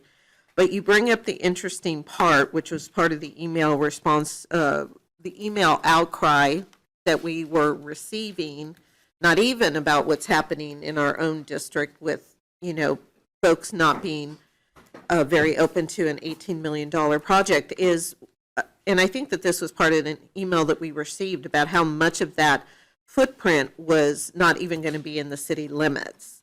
And so everyone here knows that I won't be supporting this, because when we have folks in District 2, and I'm sure in other districts, that don't have the basic necessities of curb, gutters, sidewalks, where we still have people in districts that have, you know, some of the oldest districts in our city that are still having to make sure that their kids don't get run over when they, you know, they walk to school because there's no sidewalks and people are paying for services that they're not receiving, then that obviously becomes a real rub, because, you know, they're all taxpayers as well. So I don't know what's going to happen tonight with Elevation Parkway. I know where I stand with it. It's a huge chunk of change. And part of the onslaught of emails that we have been receiving has been how much dollars could be used for other things. And I think that, you know, you've been here, you know, forever. Councilwoman Ortiz has, all of you are very seasoned in this realm. But it makes a lot of sense what people are saying as well, and the huge concerns that they have about this large of an amount going out. So I don't think that probably helped at all with the conversation that we're having, but at least we're talking about it. Thank you, Mayor. Further comment? Councilman Duncan. I understand everything you're saying. I'm confused about if you're proposing these as some separate things you're about to make motions on, if you are going to try to propose this as one giant package. I honestly don't know at this point what we're being asked. The only two, based on, I wanted to make the comments because I'm open to more discussion on all those things, but having had the discussion last week and working with Freddie, I just have the two motions to, and he can speak for himself, but I think staff is comfortable with moving 2 million out now, out of the CIP for the FIRM program. And so to start there and then continue as we get into the operating budget to see what more we could do. So it would be just one amendment to the CIP to move the FIRM from bonding to cash, and then the one amendment to the, which would follow it, to the resolution itself, to add that one line of language regarding. That gives them flexibility to look for other funding before they just hit the automatic Yeah, bonding button. those two, but because we raised some of those other issues, I just put them down, but no, just the two. Okay, I just wanted to clarify, just to make sure we knew. Fair enough. Because those I think I can support. Well, I need a second to my motion, and then we'll get going. I'm just this one liner. Well, then if that's the motion, I will give it a second, and we can discuss the motion. If that's The motion is the first one, which is to move the FIRM, leave the FIRM in the CIP, CIB, but have it be cash instead of bonded. Okay, we have a motion and a second. Call the roll. Neil's got his hand up. Where? No. Yeah, sorry. Deputy Mayor Dobler. Thank you, Mayor. Just quickly, I support the motion to move the FIRM program, essentially leave it in the CIP, but fund it with cash. Would point out that a lot of the parts of the program that we funded in the past could actually exist as a separate CIP project. They meet the criteria, they're big enough, they last long enough. But rolling all of those projects into a single bucket really goes against the CIP process. And I think this is a good time. I mean, I know why it was done when we had buildings that were in dire need of improvement and the funding was tough to get out of the general fund. But right now, we know that there's an excess of reserves that we need to spend down over time. There's lots of reasons to move this into a position that we pay cash for these projects. And frankly, if we get in the bind again a few years down the road, we can relook at this process, but right now it just makes a lot of sense. And if there's specific projects that meet the CIP criteria, they can be put into the CIP and voted on as such. So I will support it. Thank you, Mayor. Further discussion?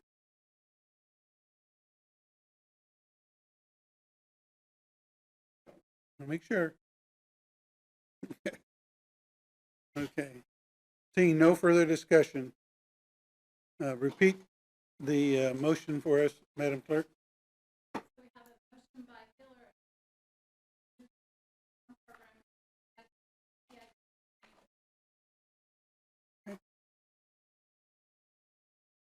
Now we're ready to call the roll call vote.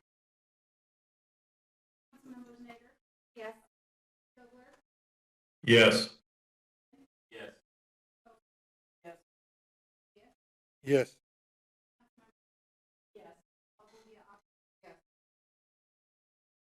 Yes. Yes. Yes.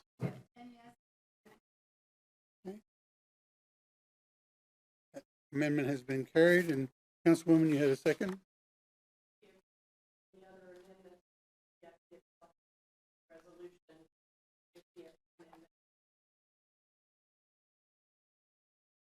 Okay, I have a motion and a second. Discussion? Now, do our colleagues online have this resolution? Yes. Okay. They send it to them. Want to make sure. Councilman Emerson? Thank you, Mayor. Just a question for Councilwoman Hiller. The thing I have, it just has some red, it looks like the end of paragraph A, geo-bonded projects. There's just some red. That's what your motion is, to adopt that language? Pardon me? The red language that you're looking at is the amendment. Great. Just want to confirm that. So it doesn't take anything out of the resolution, it simply adds that line. Thank you, Mayor. Further discussion?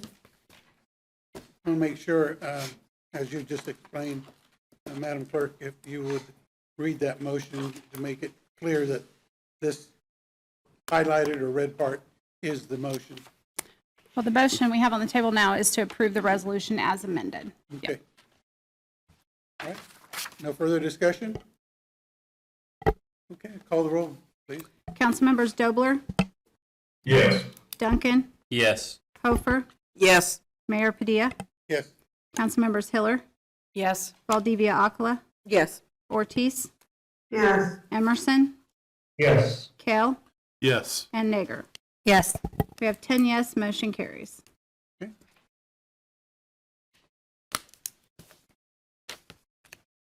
I want to make sure where we are right now on this with regards to the CIP and CIB.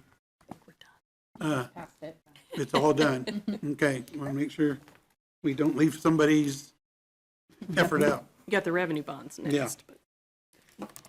Okay. Now move on to action item 5F, Madam Clerk. F is a resolution introduced by Acting City Manager Richard Neinstedt declaring the necessity to repair, alter, reconstruct, enlarge, or improve the city's water pollution, and/or stormwater utility system through improvement projects authorized by resolution and providing notice of intention, authorizing the issuance of revenue bonds in the manner required by KSA 10-1201 at SEEK. Okay. Acting City Manager. Thank you. Mayor and governing body members, will hear from Freddie again. Okay, great. Thank you, City Manager, Mr. Mayor, members of the body. This is just a step required by Kansas law where the governing body needs to provide notice of intention to the citizens and to the market that we will use revenue bonds. This is neither a bond sale nor it precludes the city from using cash to pay for these projects in the future. This is just an administrative step, and it requires, that is required every time that you pass a CIP. Questions for Freddie? Councilman Emerson. Mayor, I guess a question. I thought we were just voted on Karen's amendment to the thing, not on the whole CIP. Is that correct? We still got to vote on the CIP, don't we? No, the motion was to move the CIP with her amendment. It was all one motion. Okay, my mistake. Well, I want to, no, I'm kidding. I'm supporting. I just didn't want us to not adopt the CIP. Okay, thank you. Sorry, Mayor. That's all right. That's fine. Okay.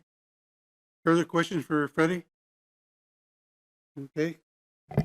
Is there a motion to entertain? Motion to approve by Councilwoman Nager.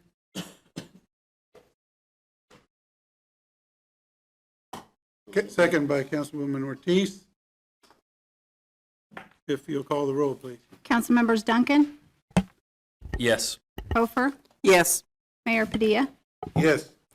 Councilmembers Hiller, Yes. Valdivia Akala, Yes. Ortiz, Yes. Emerson, Yes. Kale, Yes. Nager, Yes. and Dobler. Yes. We have 10 yes, the motion carries.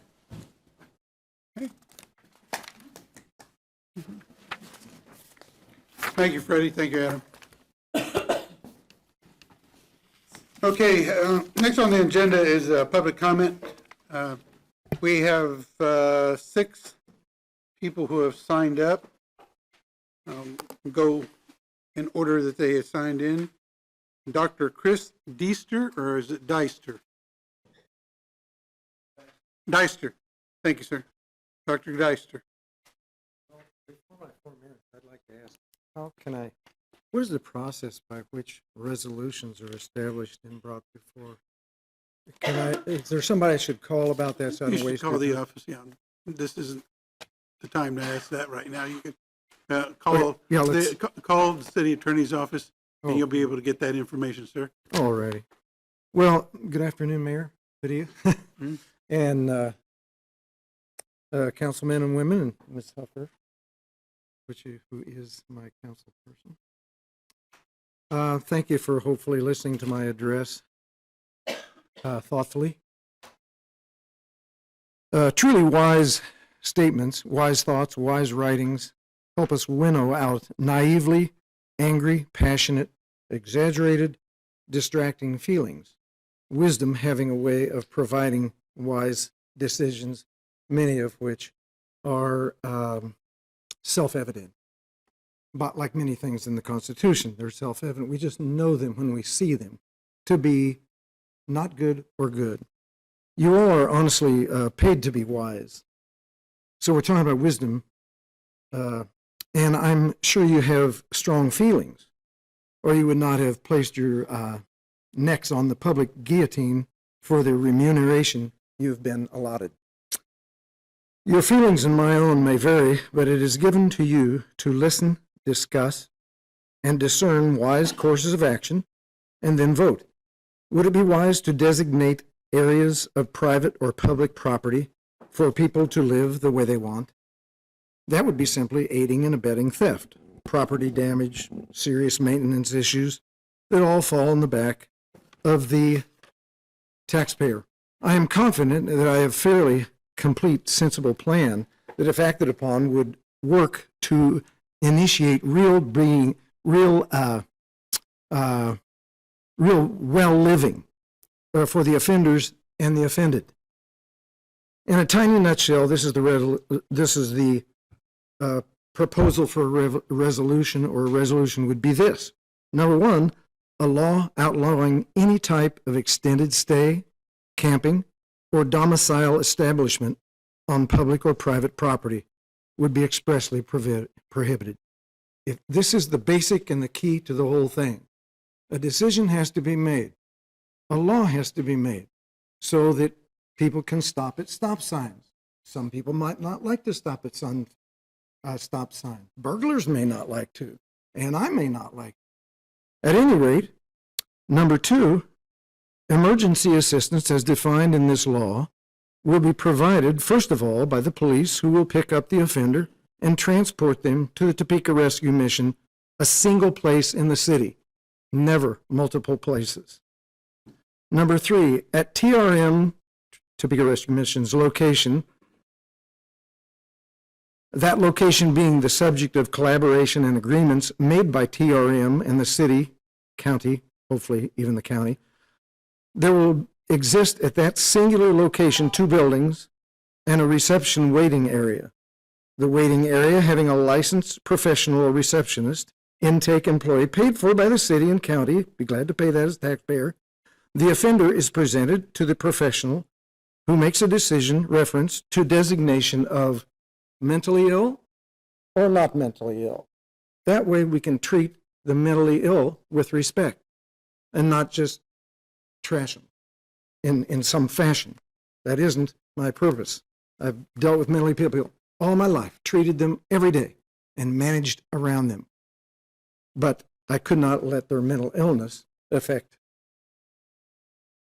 decision-making. The person is then assigned by this professional, after discerning mental or otherwise, the person is assigned to either house 1 or house 2. Now, the building number 1. Sir, your Yes. 4 minutes are up. Okay. How much time do you think you'll need, and how long a list do you have to read? If I could have 3 minutes? Typically, we try to give 2 minutes. If you could speed it along, I'd appreciate it. Okay, I'll speed it. Okay, give it 2 minutes. Okay, 2 minutes and a second. All those in favor say aye. Aye. Thank you. Building number 1 would be for offenders, a place for the lawless offender or the lawbreaker that aren't dangerous, and for the unfortunate people who are truly in want of immediate food, clothing, or some help. So they're given a place to sleep until morning, and then there's a counseling in the morning about what they can do, et cetera, et cetera. But then there's a chronology of consequences here. The first offense, the person is ticketed and released, but that doesn't mention the mentally ill part, which is just a second. There's 3 stages of consequences: ticketed and released with certain provisions, second offense, ticketed and released with more, and then third offense is booked, jailed, and a court date set. Building number 2 would be for the alleged mentally ill. Is that 3 1 minutes? minute. You have 1 Okay. minute. Overnight stays, the security, scheduled transport in the AM to the ER or state hospital for further treatment, provisions made for the uncooperative, but still the respecter of the mentally ill, like we want in equity. The alternatives to a law is acquiescence to disorder and a kicking of the can down the road, which we're tempted to do forever because we want to do something. We just can't decide. We won't decide. A decision has to be made. Or if we designate places around this city where, oh, we'll have them stay here for a while, and that'll just change in another year. It'll be overrun. We'll have to maintain it. This is kicking the can down the road. And honestly, this is not what I depend on you for. I depend upon my council members to be people of wisdom, not about feelings of, gosh, we just have to. No, there's responsibility issues here. And finally, they stop. They end. And they end with, first of all, a law being made. And I thank you so much for listening. Thank you, sir. Good night. Good night. Okay, Mr. William Brandlin.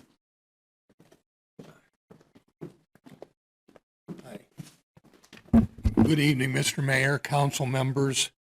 Before I get going on what I intend to talk about, I would once again ask the governing body to reject PUD 2302 in its entirety if the Planning Commission fails to act on the 4 items that they were given when the remand was sent back to them on May 2nd. And that is the traffic study, extension of Sproaton Lane, the floodplain issue, and the recharacterization of the neighborhood. So I'd once again ask you, if they can't do that, it's important to you, it's important to us, reject the thing in its entirety. And now I'd like to talk about the floodplain issue. This particular parcel of land that PUD 2302 is being, encompassed by, everything to the west, the east, and the south is in the floodplain. This parcel of land is at a visibly lower elevation. And the west, the east, or the south. But yet it's not in the floodplain. Okay? The Soldier Creek levee, which was the reason that the Planning Commission said a floodplain study wasn't necessary, that particular levee is the same levee that didn't contain the floodwaters in 2005 and 2006. The floodwaters actually overflowed Soldier Creek, went right up to the property line, through the tree line, which is the southern boundary of the property, and flooded the field with at least a foot of water. But yet it's not in a floodplain. How can that be? Okay, nobody can recall in the neighborhood any repairs ever being done on the Soldier Creek levee since those floods. So the levee is in the same state of disrepair that it was back then, and there's no reason to suspect that if we have heavy rains again, it won't hold back the floodwaters, and that property will be once again under a foot or two of water. Okay? And then during that time frame when we had the heavy rains, at least 1 foot of water was observed by most of the residents in the community. And emergency services actually came around and told everybody to pack up their valuables and prepare to evacuate because the parcel was going to be underwater. Now, to be fair about it, nobody had to evacuate, but the danger was there and it could happen again. So I ask you to consider all of this when you consider the floodplain issue and whether or not it's addressed by the Planning Commission. These are important issues to you. They're important issues to us. And apparently, the first go around, they weren't very important to the Planning Commission. That should tell you something. I thank you for your time and good evening. Thank you, sir. And Seal White.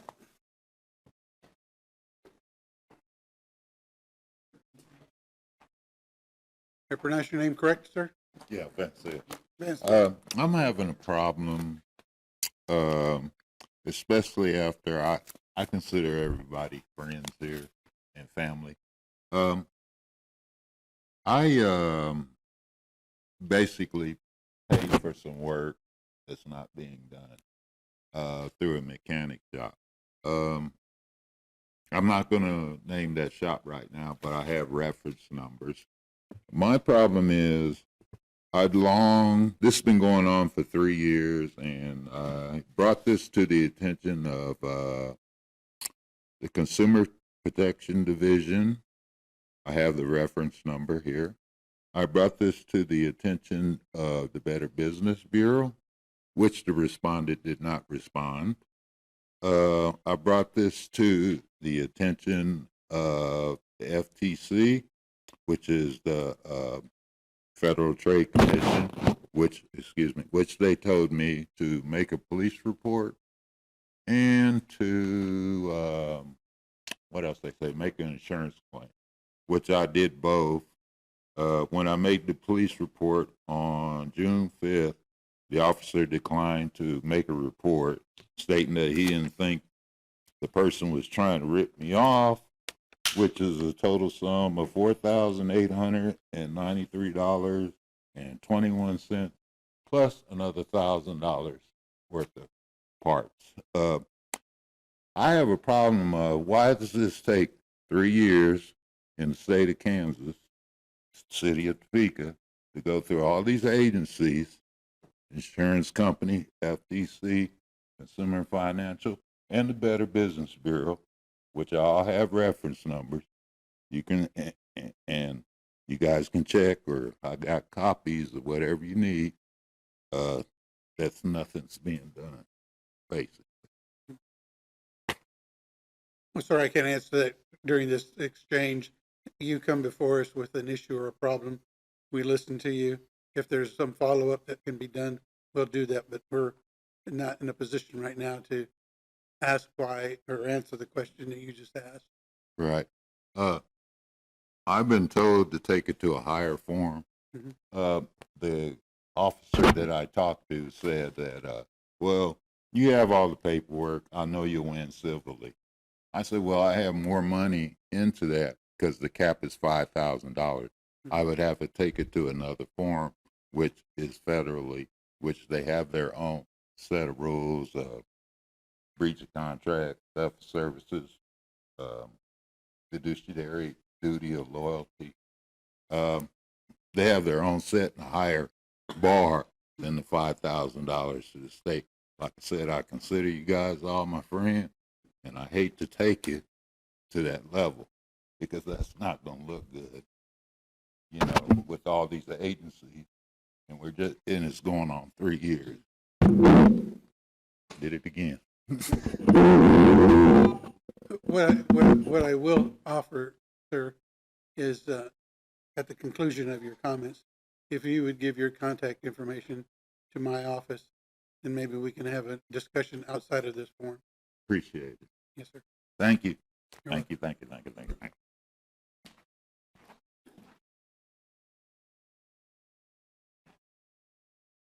Okay. Mr. Leo Hafner.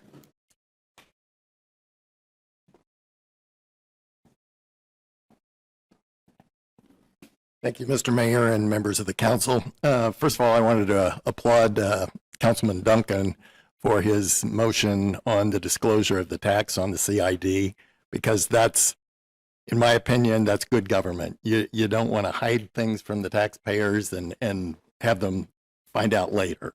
And that kind of dovetails into what I want to talk about tonight. I've already talked about last week about the hotel purchase and my feelings about that. Okay, that's been accomplished. So now going forward, I think there's a third action that this body should take, and that would be to adopt a resolution directing the city manager to assemble and annually report to this body all costs associated with acquiring, redeveloping that property, financing it, and as well as the revenues that we get in. Because by buying this hotel, you've made the taxpayers of the city essentially shareholders in this business enterprise. And so this would be like an annual report to shareholders.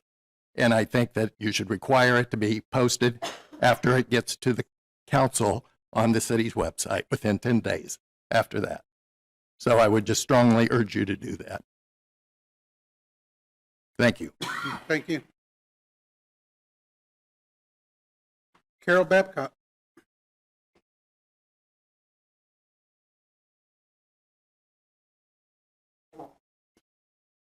Good evening. My name is Carol Babcock, and I am still a member of the Affordable Housing Committee of Topeka Justice, Unity, and Ministry Project, JUMP. On May 1st of this year, we celebrated the Affordable Housing Trust Fund reaching the $1 million milestone following this governing body's vote on April the 11th.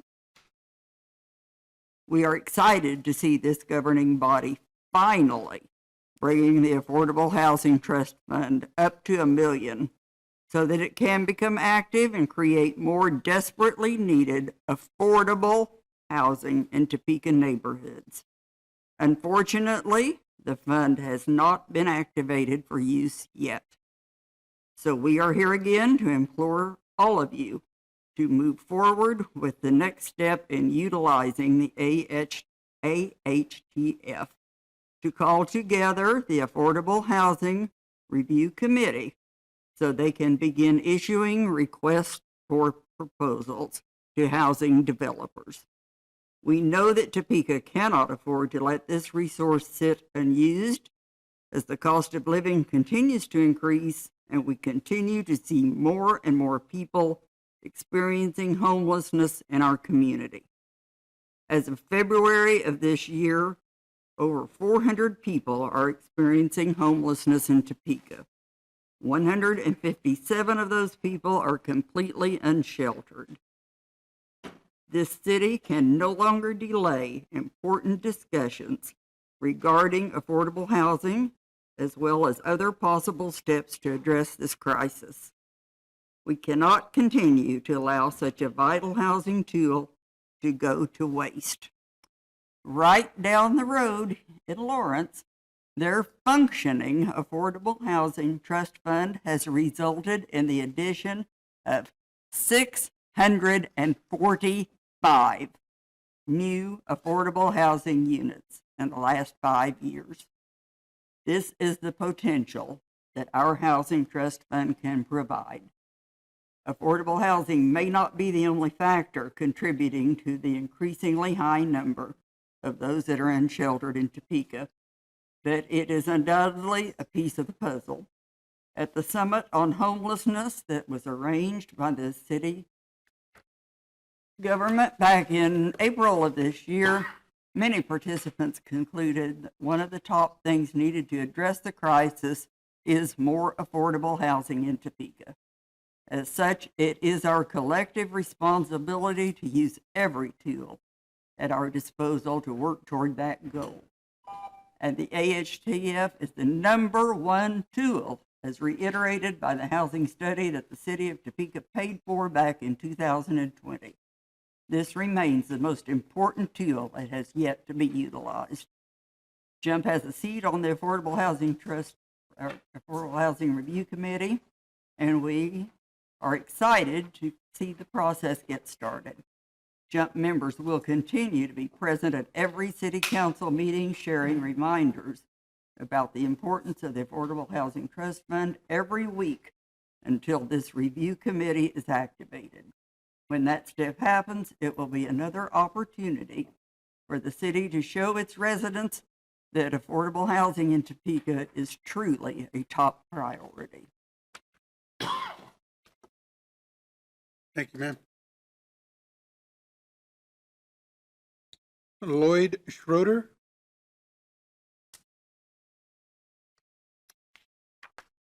Lloyd Schroeder. Okay. Don't see him identifying himself. We'll move on to announcements. Madam Clerk. For the June 20th meeting, we will have 5 appointments. We have 3 presentations, one on the 2023 legislative update, the Shawnee County appraiser update, and then the City of Topeka 2022 annual financial report. The consent agenda, we have 4 noise exceptions, 3 special events, a parking waiver, and an expenditure ordinance.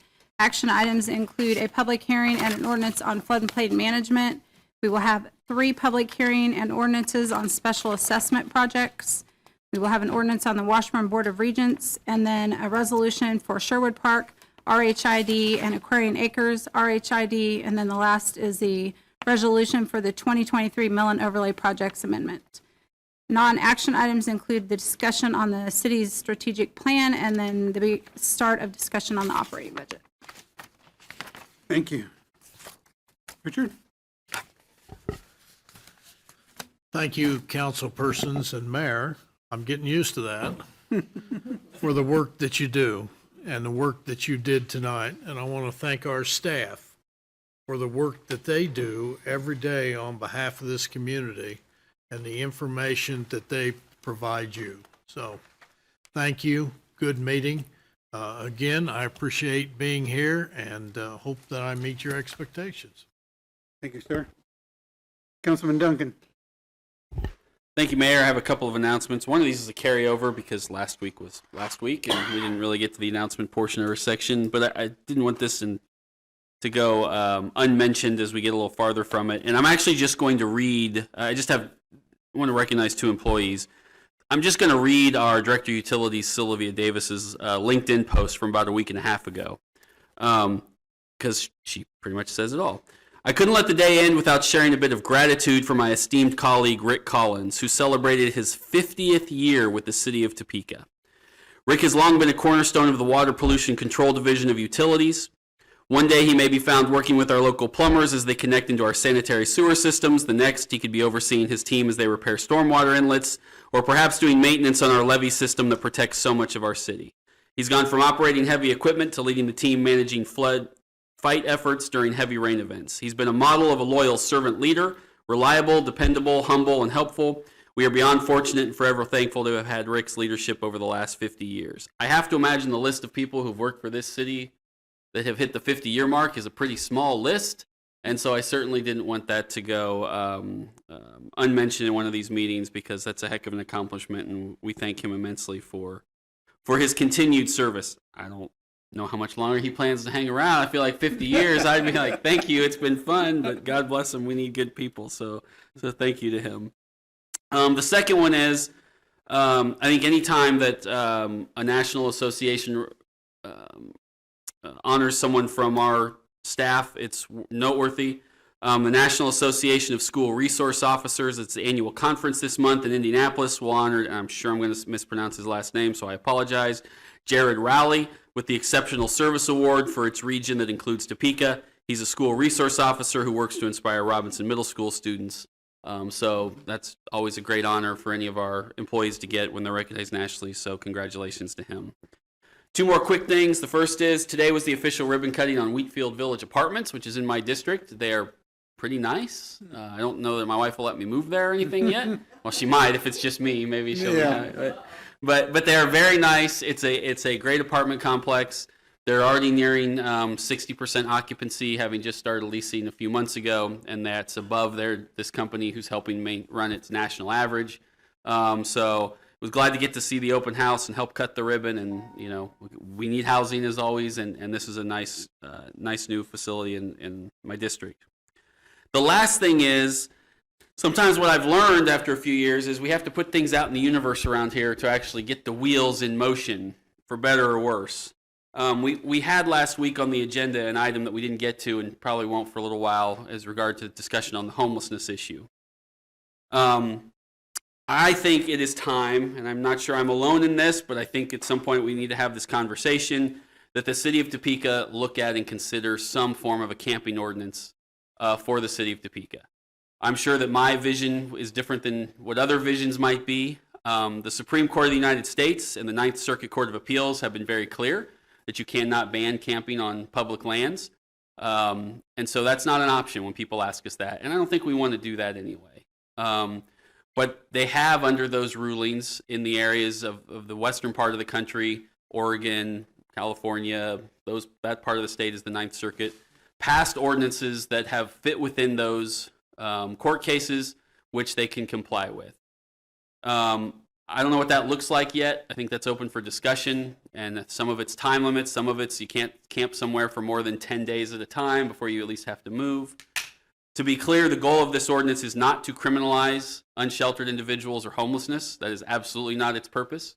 Its primary purpose is to stop what we have a problem, particularly in Oakland and North Topeka, of essentially semi-permanent developments that have been created. And these ordinances also do not take away, and I would not support this, from what we are doing to help those in crisis, from offering our programs that house people, our mental health and addiction programs. Those all need to continue.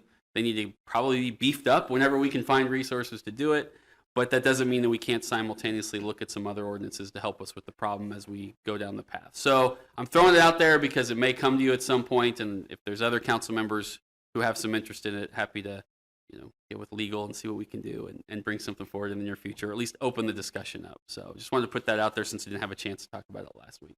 Thank you, Mayor. Mm-hmm. Councilwoman Hofer.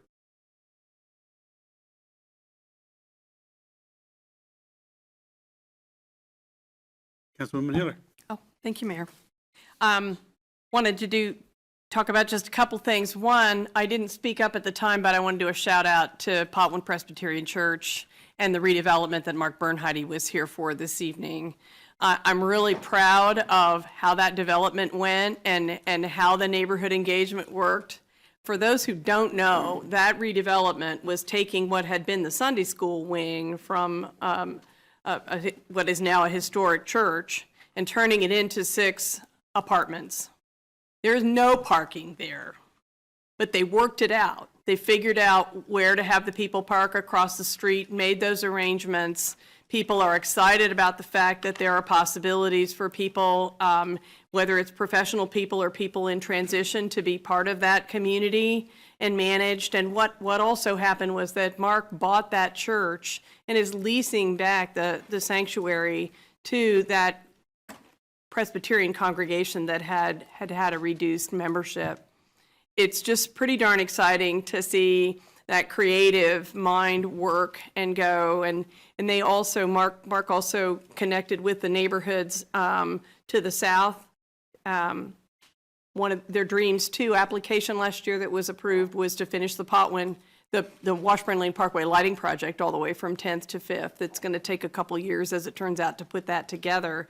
But he had that vision also of that bigger neighborhood and the connectivity that's there. And just really proud of how all that worked together.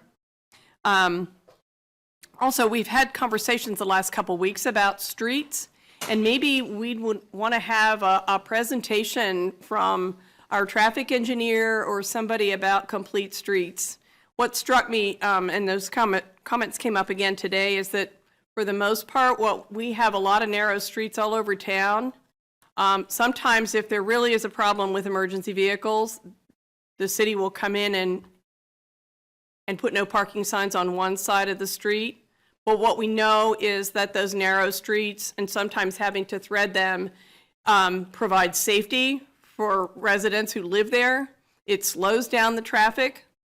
And, you know, when you think about it, dead-end streets or cul-de-sacs are premier opportunities for residential, typically.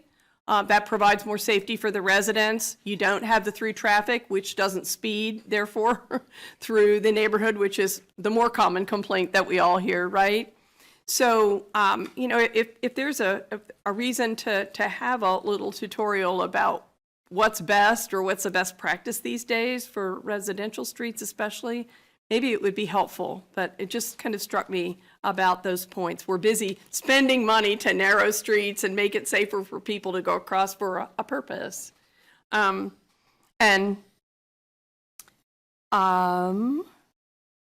guess that's it. Thank you. Thank you so much for this evening. Councilwoman Valdivia-Acala. Thank you, Mayor. A couple of things. One is that I wanted to thank, and I don't know if I should name him or not, but our CPO, our community police officer for Oakland. We are having a little bit of drama going on in Oakland with any number of issues. And the CPO, and by extension, the CPO supervisor, which I forget his name, but he's a really nice guy. And I would say by extension, the chief, are just so cognizant to how we are trying to learn how to lean in with our neighborhood, starting our neighborhood watches and having our block champions and things of this nature. But that extra service and sensitivity that the CPO in Oakland is exhibiting. And I just want to say thank you for that. And thank you from the residents who are cognizant of that and who kind of, in a sense, you know, they want more of that kind of attention from the CPO. But I'm like, well, wait a minute. You know, CPO's got a lot of things to do, not just Oakland. So, you know, we're learning how to deal with things amongst ourselves with the, you know, the neighborhood watch, which is really starting to take off. But Chief, I want you to know it is greatly appreciated, the service that your guys and gals are providing, because it means the world to residents when they feel like they're being listened to. Not saying that you guys have all the answers, because none of us do, but the whole thing that they're being listened to is very, we're all really thankful for it. The other thing I wanted to do is have a huge shout out to the Oakland NIA, which had over 30 people at the NIA meeting last night. And I think that that is just a humongous amount of people, and it shows the direction that Oakland is moving in. And shout out to the new board that has been elected. Also, a shout out to the newly invigorated historic North Topeka East NIA. Had a detailed meeting with them. They understand the challenges that are there with the, you know, historic North Topeka East, for the most part, being in the intensive care, back in intensive care, and we're ready to just tackle it. The last thing I want to talk about, and I am choosing my words carefully here, is the consultant has come on board that I voted for, that a number of us, I think all of us voted for it, from Bloomberg, that is helping us try to come together for the homeless, unsheltered, encampment, and a multitude of other issues surrounding this particular crisis that we're at. So there was, city manager had asked if I wanted to have a couple of folks come on from District 2, and we have a community member from Oakland that has been with me, and I was invited at the last minute to come on board to attend this day-and-a-half intensive about how we come together to see if a low-barrier shelter is the answer, how we're going to do this, how we do any number of things. I wish that it was as easy as some folks think it is, because it's not. It is extraordinarily complex, and sometimes I wish it could be streamlined where you could have a person in line here and a person in line here, go check, you go over there, you go over there. It's not that easy. It's complex and it's nuanced. The challenges I'm going to pose, because I believe at this point, with the money that has been invested with this consultant, that updates regularly to the community who is very concerned about this issue, not only in District 2, because it's spreading all over. I don't know if people saw that viral video of the man that went off in the Walmart and destroyed so many cases of beer or whatever, and he was a mentally ill, unsheltered person, and that is truly tragic. But I also believe it's very important that the governing body have consistent updates as all of this moves along. This is going to be over a 5-month process. That is just going to take us, whether we determine if we need a low barrier shelter, and then the different parts that are going to play into that. One thing that was evident is that we are deeply short of good information on the unsheltered, homeless, squatting people that are creating fires, those numbers of folks that the point in time count does not adequately address. So 2 of the things that we talked about were the possibility of a low barrier shelter and data, the absolute need for better data. There was also made mention, not only by myself, but others, concern about how many folks are coming in from outside of Topeka. We know that we can only accommodate so much. That's just the bottom line. And so somehow that is something also that we're going to have to wrap our heads around and try to find a way to determine that. The point that I come to in this is that it's a two-prong thing. One is Equity Access Shelter, EAS, within the city was created with the Housing First approach, modeled on the Built for Zero out of Rockford, Illinois. The mayor participated in some of these meetings. I participated in more, and Equity Access Shelter is now it's still in its infancy.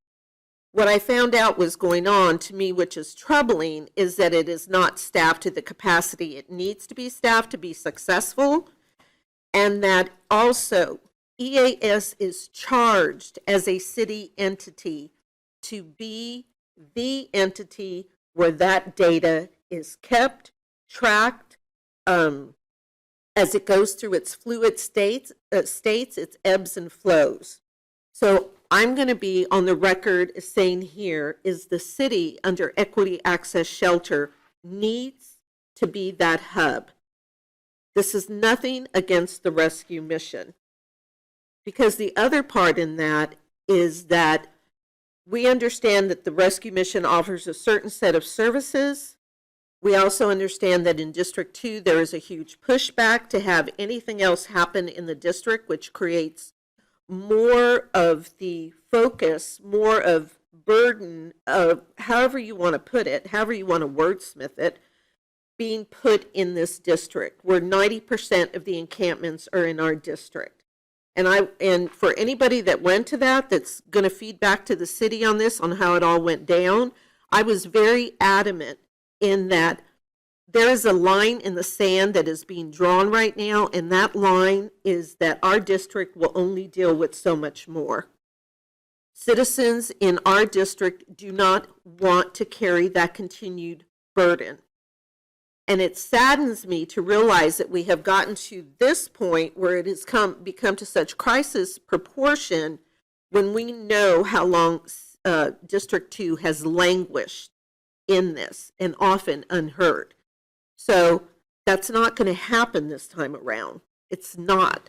And I stated that much in the meeting. If it was taken, offensively by some, so be it. Because I already made it clear that my job is to act as that shield for my district. And my shield is to prevent more from happening in there, because they are already bleeding out. So EAS, they're doing an excellent job. They need more staff. I'm going to encourage more staff, full-time staff, in the field staff, because we cannot say that we're going to start an initiative and then don't give it the tools that it needs to succeed. That makes no sense. And the other thing that I wanted to point out is, and I know I'm going over long here, but people are just going to have to deal, is that in my tradition of the way that I was raised, we were never taught to toot our own horn. And I said this in the workshop today.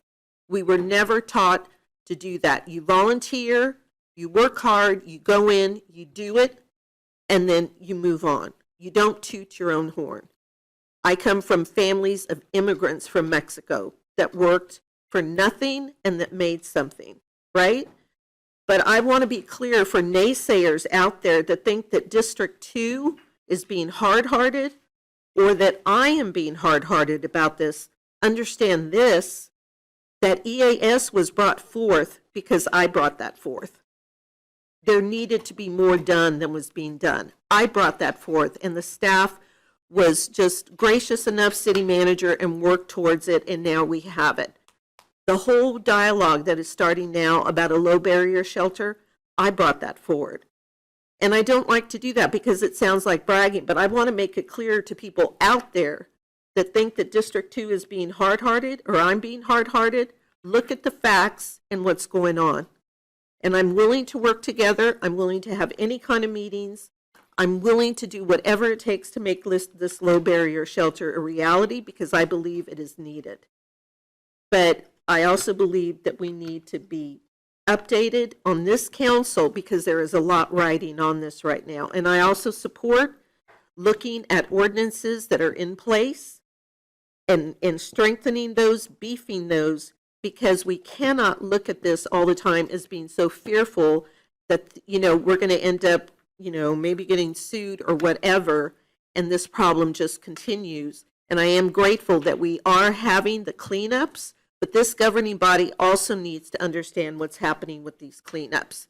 And it needs to be done in a transparent way so Topekans can know that there is movements on this. Thank you, Mayor. Councilwoman Ortiz. Thank you, Mr. Mayor. I just have a few things. I was sitting here reading the Kansas Government Journal. I'll do like Hannah since she's not here. Hannah, she doesn't have your skills. Ah, and I got it, Hannah. And as I was looking here, I was reading, okay, a couple things here. So you guys need to read it. Public Service Recognition Week. And I started looking at some of the people, and lo and behold, I knew one. And that's Chief of Police for the City of Topeka, Brian Wheelis, years of public service, 29 years. Chief, would you please stand? He is. Where's he at? Actually, he's leaning against the wall. Okay, I see you, Chief. I just want to congratulate you and have you take a bow. That's straight from the east side. You know that. That's east side work right there. He plays, yes, give him a round of applause. It's not easy being the chief of police who doesn't know the east side, but anyway. And so as I continued on through this little booklet, I seen this little smiling face right here on page 117. Can you see him? Where's Ernesto at? Where's he at? He's here. You gotta stand up. Okay, Ernesto, can you stand up, please? He's here. I can't see him standing up. Stand up and stare. There he is. There he is. And he talked about his department and how great it was to be here and what a fine job they're doing. And I just want to welcome you and say that you are doing a fine job. And just like I'll point you out in a good note, I'll point you out in a bad note. But congratulations, Ernesto. We welcome you here. Now, can I see the city attorney? Can you point the camera again, the new acting city attorney? Where's he at, Amanda? Is he sitting next to you? Acting city manager. I mean, the acting, you're right, the acting something we city need to tell her. manager. I just want to welcome you to Topeka. I will meet with you on Thursday. Please note, Amanda does shoot at me. She shoots me down all the time, so watch that side. And if you could try to intervene with some of those shots, I would greatly appreciate that. And to the rest of the city employees, and I was really glad to hear the acting city manager say that. You guys are doing a phenomenal job. You really are. And if nobody else tells you that, I'm going to tell you that.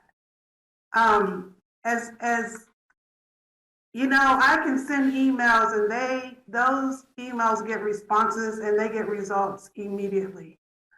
And I do appreciate that. And I just want you to know that. Keep pushing forward, keep working hard, because your hard work is not going unnoticed.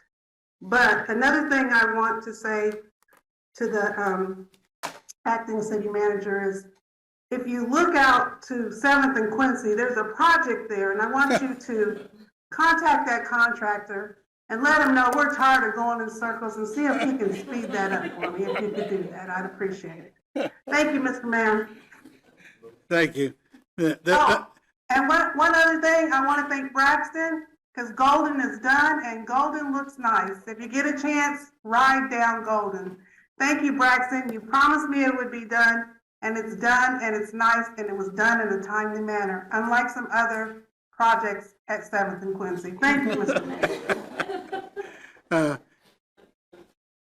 You know, that unnamed contractor, I had a visit with him earlier today, and he offered reasonable explanations for some of the delay. So it's not going unheard. So thank you very much. Councilman Emerson. Thank you, Mayor. All I'll add is damn contractors. That's it.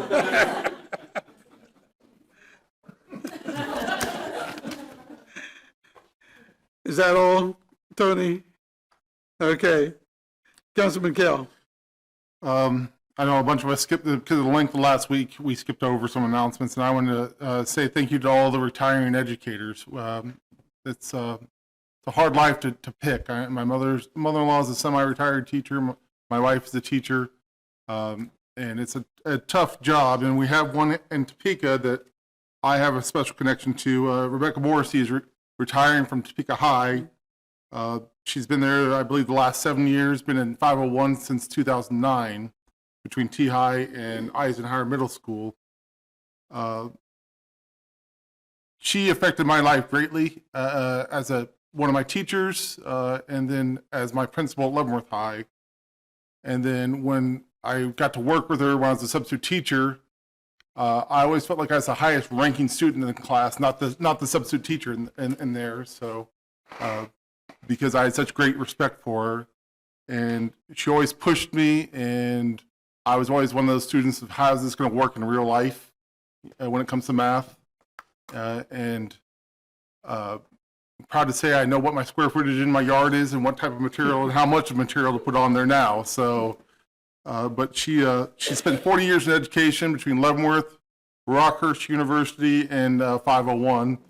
Won 4 state girls basketball titles at Leavenworth, and the woman could quiet down a packed gym just with her whistle that she'd do. So I want to say congratulations to her and all the other retiring educators. We have a rich history of baseball in Topeka and the Topeka area, and unfortunately, the last 2 years, we've lost the teams that we had. The Topeka Golden Giants disbanded 2 years ago. Then we had the Topeka Farmers come in, and they left for Leavenworth this past season. But this year, we have 2 new Mid-Plains Collegiate Summer League teams, the Topeka Jacks, which the owner is Brandon Walter Wilkerson, who went to Highland Park. And the Jacks are named after Jackie Robinson, and they play at McDonald Field. And then we also, part of the Mid-Plains League, Collegiate Summer League, we have the Topeka Warhawks, who play at the Hummer Complex. This is kind of a way that young men can, they're maybe looking for a spot on a roster for the future because their time at maybe the community college is done or another school's done. So they're looking to move on, and then they're looking to build their skills. And this, to me, is a great way of also for them to recognize when you're going to programs like this, recognizing the town that you come into. When the town adopts the team, the players kind of turn around and also adopt the town back. I've had some great conversations with people that played in the Topeka area, people that lived in the Topeka area that have moved on, and always feel that Topeka is a second home to them. So it's great when we have organizations that want to take part, especially people that were from Topeka, come back after they've done what they want to do in life with college, come back and want to continue a program like that. So it's great when we have things like that. So check out their Facebook page. Like I said, it's the Topeka Jacks and the Topeka Warhawks. They both have Facebook pages with the schedules on there. And the Jacks, I'm sorry, I didn't say, play McDonald Field, so that's behind the VA. What is that? Is it not Tark? It's right back there. So, yeah, Tark, I believe. Yeah. So it's back. What was that? K&I? K&I, yes. K&I, and behind the K&I and VA back there. So just keep on going down that windy road there, and you'll get to McDonald Field. Thank you, Mr. Mayor. Councilwoman Nager. Thank you, Mr. Mayor. I just want to wish everybody a happy Pride. And in the spirit of honoring and respecting our LGBTQ plus community in Topeka, there's a great organization that you can go ahead and support, Braided Haven. And I took most of this verbiage directly from their website because I want to be very clear about what they do. Braided Haven provides a continuum of services for at-risk LGBTQ plus youth who face family rejection and are forced to leave their home. Many LGBTQ plus individuals have experienced trauma, including physical, sexual, and emotional abuse and violence in the home or on the streets. They are often further traumatized by the rejection they have experienced in their families, schools, and communities. And this is my personal addition. Shamefully, the majority of the Kansas State Legislature has made moves to further alienate these individuals at one of the most vulnerable moments of their lives. Braided Haven focuses on a trauma-informed, resilience-focused approach to supporting and engaging in the young people at both their drop-in center and in their houses. The Braided Haven staff and volunteers ensure a welcoming, affirming, and safe place for the young LGBTQ plus population and addresses the whole person, taking into consideration all the young person's experience and potential. So what you can do to support this essential work for these youth, you can visit braidedhaven.org, and I don't have a sign, but braided like the hair, haven like a safe place to be.org to find out more and donate to the cause with time, dollars, and love. Thank you, Mr. Mayor. Mm-hmm.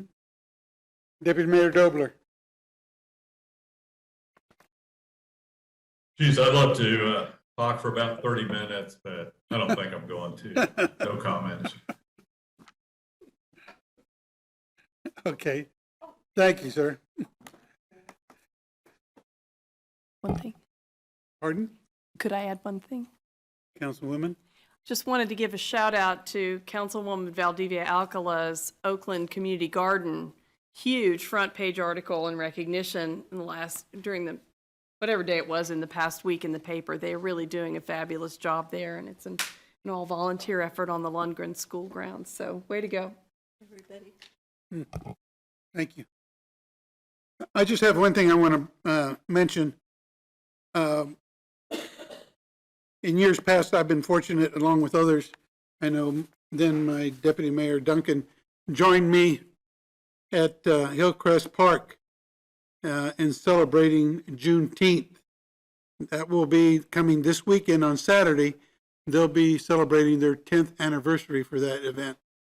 And I would invite everyone who has an opportunity, and not just the governing body, but everybody listening, to, if they're interested and have not had an opportunity yet to join in that celebration. You have to get there early because it's pretty crowded. The parking gets overrun. But I would invite you all to join me this Saturday. It's from 12 to 10. At 1 o'clock, I will be reading in recognition of that 10th anniversary for the celebration. There are a lot of people there that this body, I know, have met because of their service on the governing body. I have a lot of friends there, and they would be more than glad to see you show up and celebrate with them. So that's my one announcement. If there's nothing else, I do want to acknowledge that we have a need for 2 executive sessions. We will. And we'll have, if the city attorney will read, please. The motion would be to recess into executive session not to exceed 30 minutes for matters related to an individual employee pursuant to KSA 7543-19B1.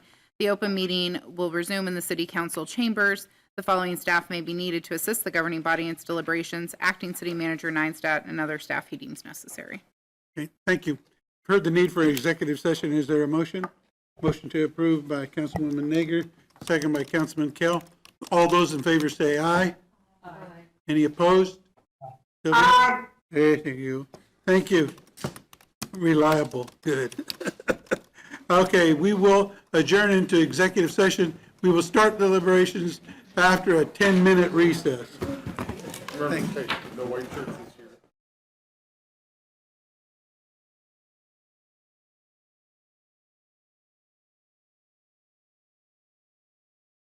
Ready? Okay, we are adjourned from this first executive session. No action has been taken. There is a need to go into a second executive session. If the city attorney will read, please. The motion would be to recess into executive session not to exceed 1 hour for consultation with the city attorney to discuss attorney-client privilege matters regarding a specific employment matter as justified by 7543-19B2. The open meeting will resume in the city council chambers. The following staff are requested to assist the governing body in its deliberation: city attorney and other staff the governing body may desire. Okay, we heard the need for a second executive session. Is a motion? It would be a motion, but I think we also, at this point, need to extend after 10 o'clock as well. I don't know if that can be part of the motion. Can be. Yeah. Okay. I would move that with the, including the fact that we've waived our, whatever, extended our. Waived the 10 p.m. Waived the 10 o'clock hammer. Okay, we have the motion. We have a second. Second by Councilwoman Nager. All those in favor say aye. Aye. Aye. All those opposed? Thank you, Sylvia. Okay, we are adjourned into the executive session, and we'll start deliberations immediately.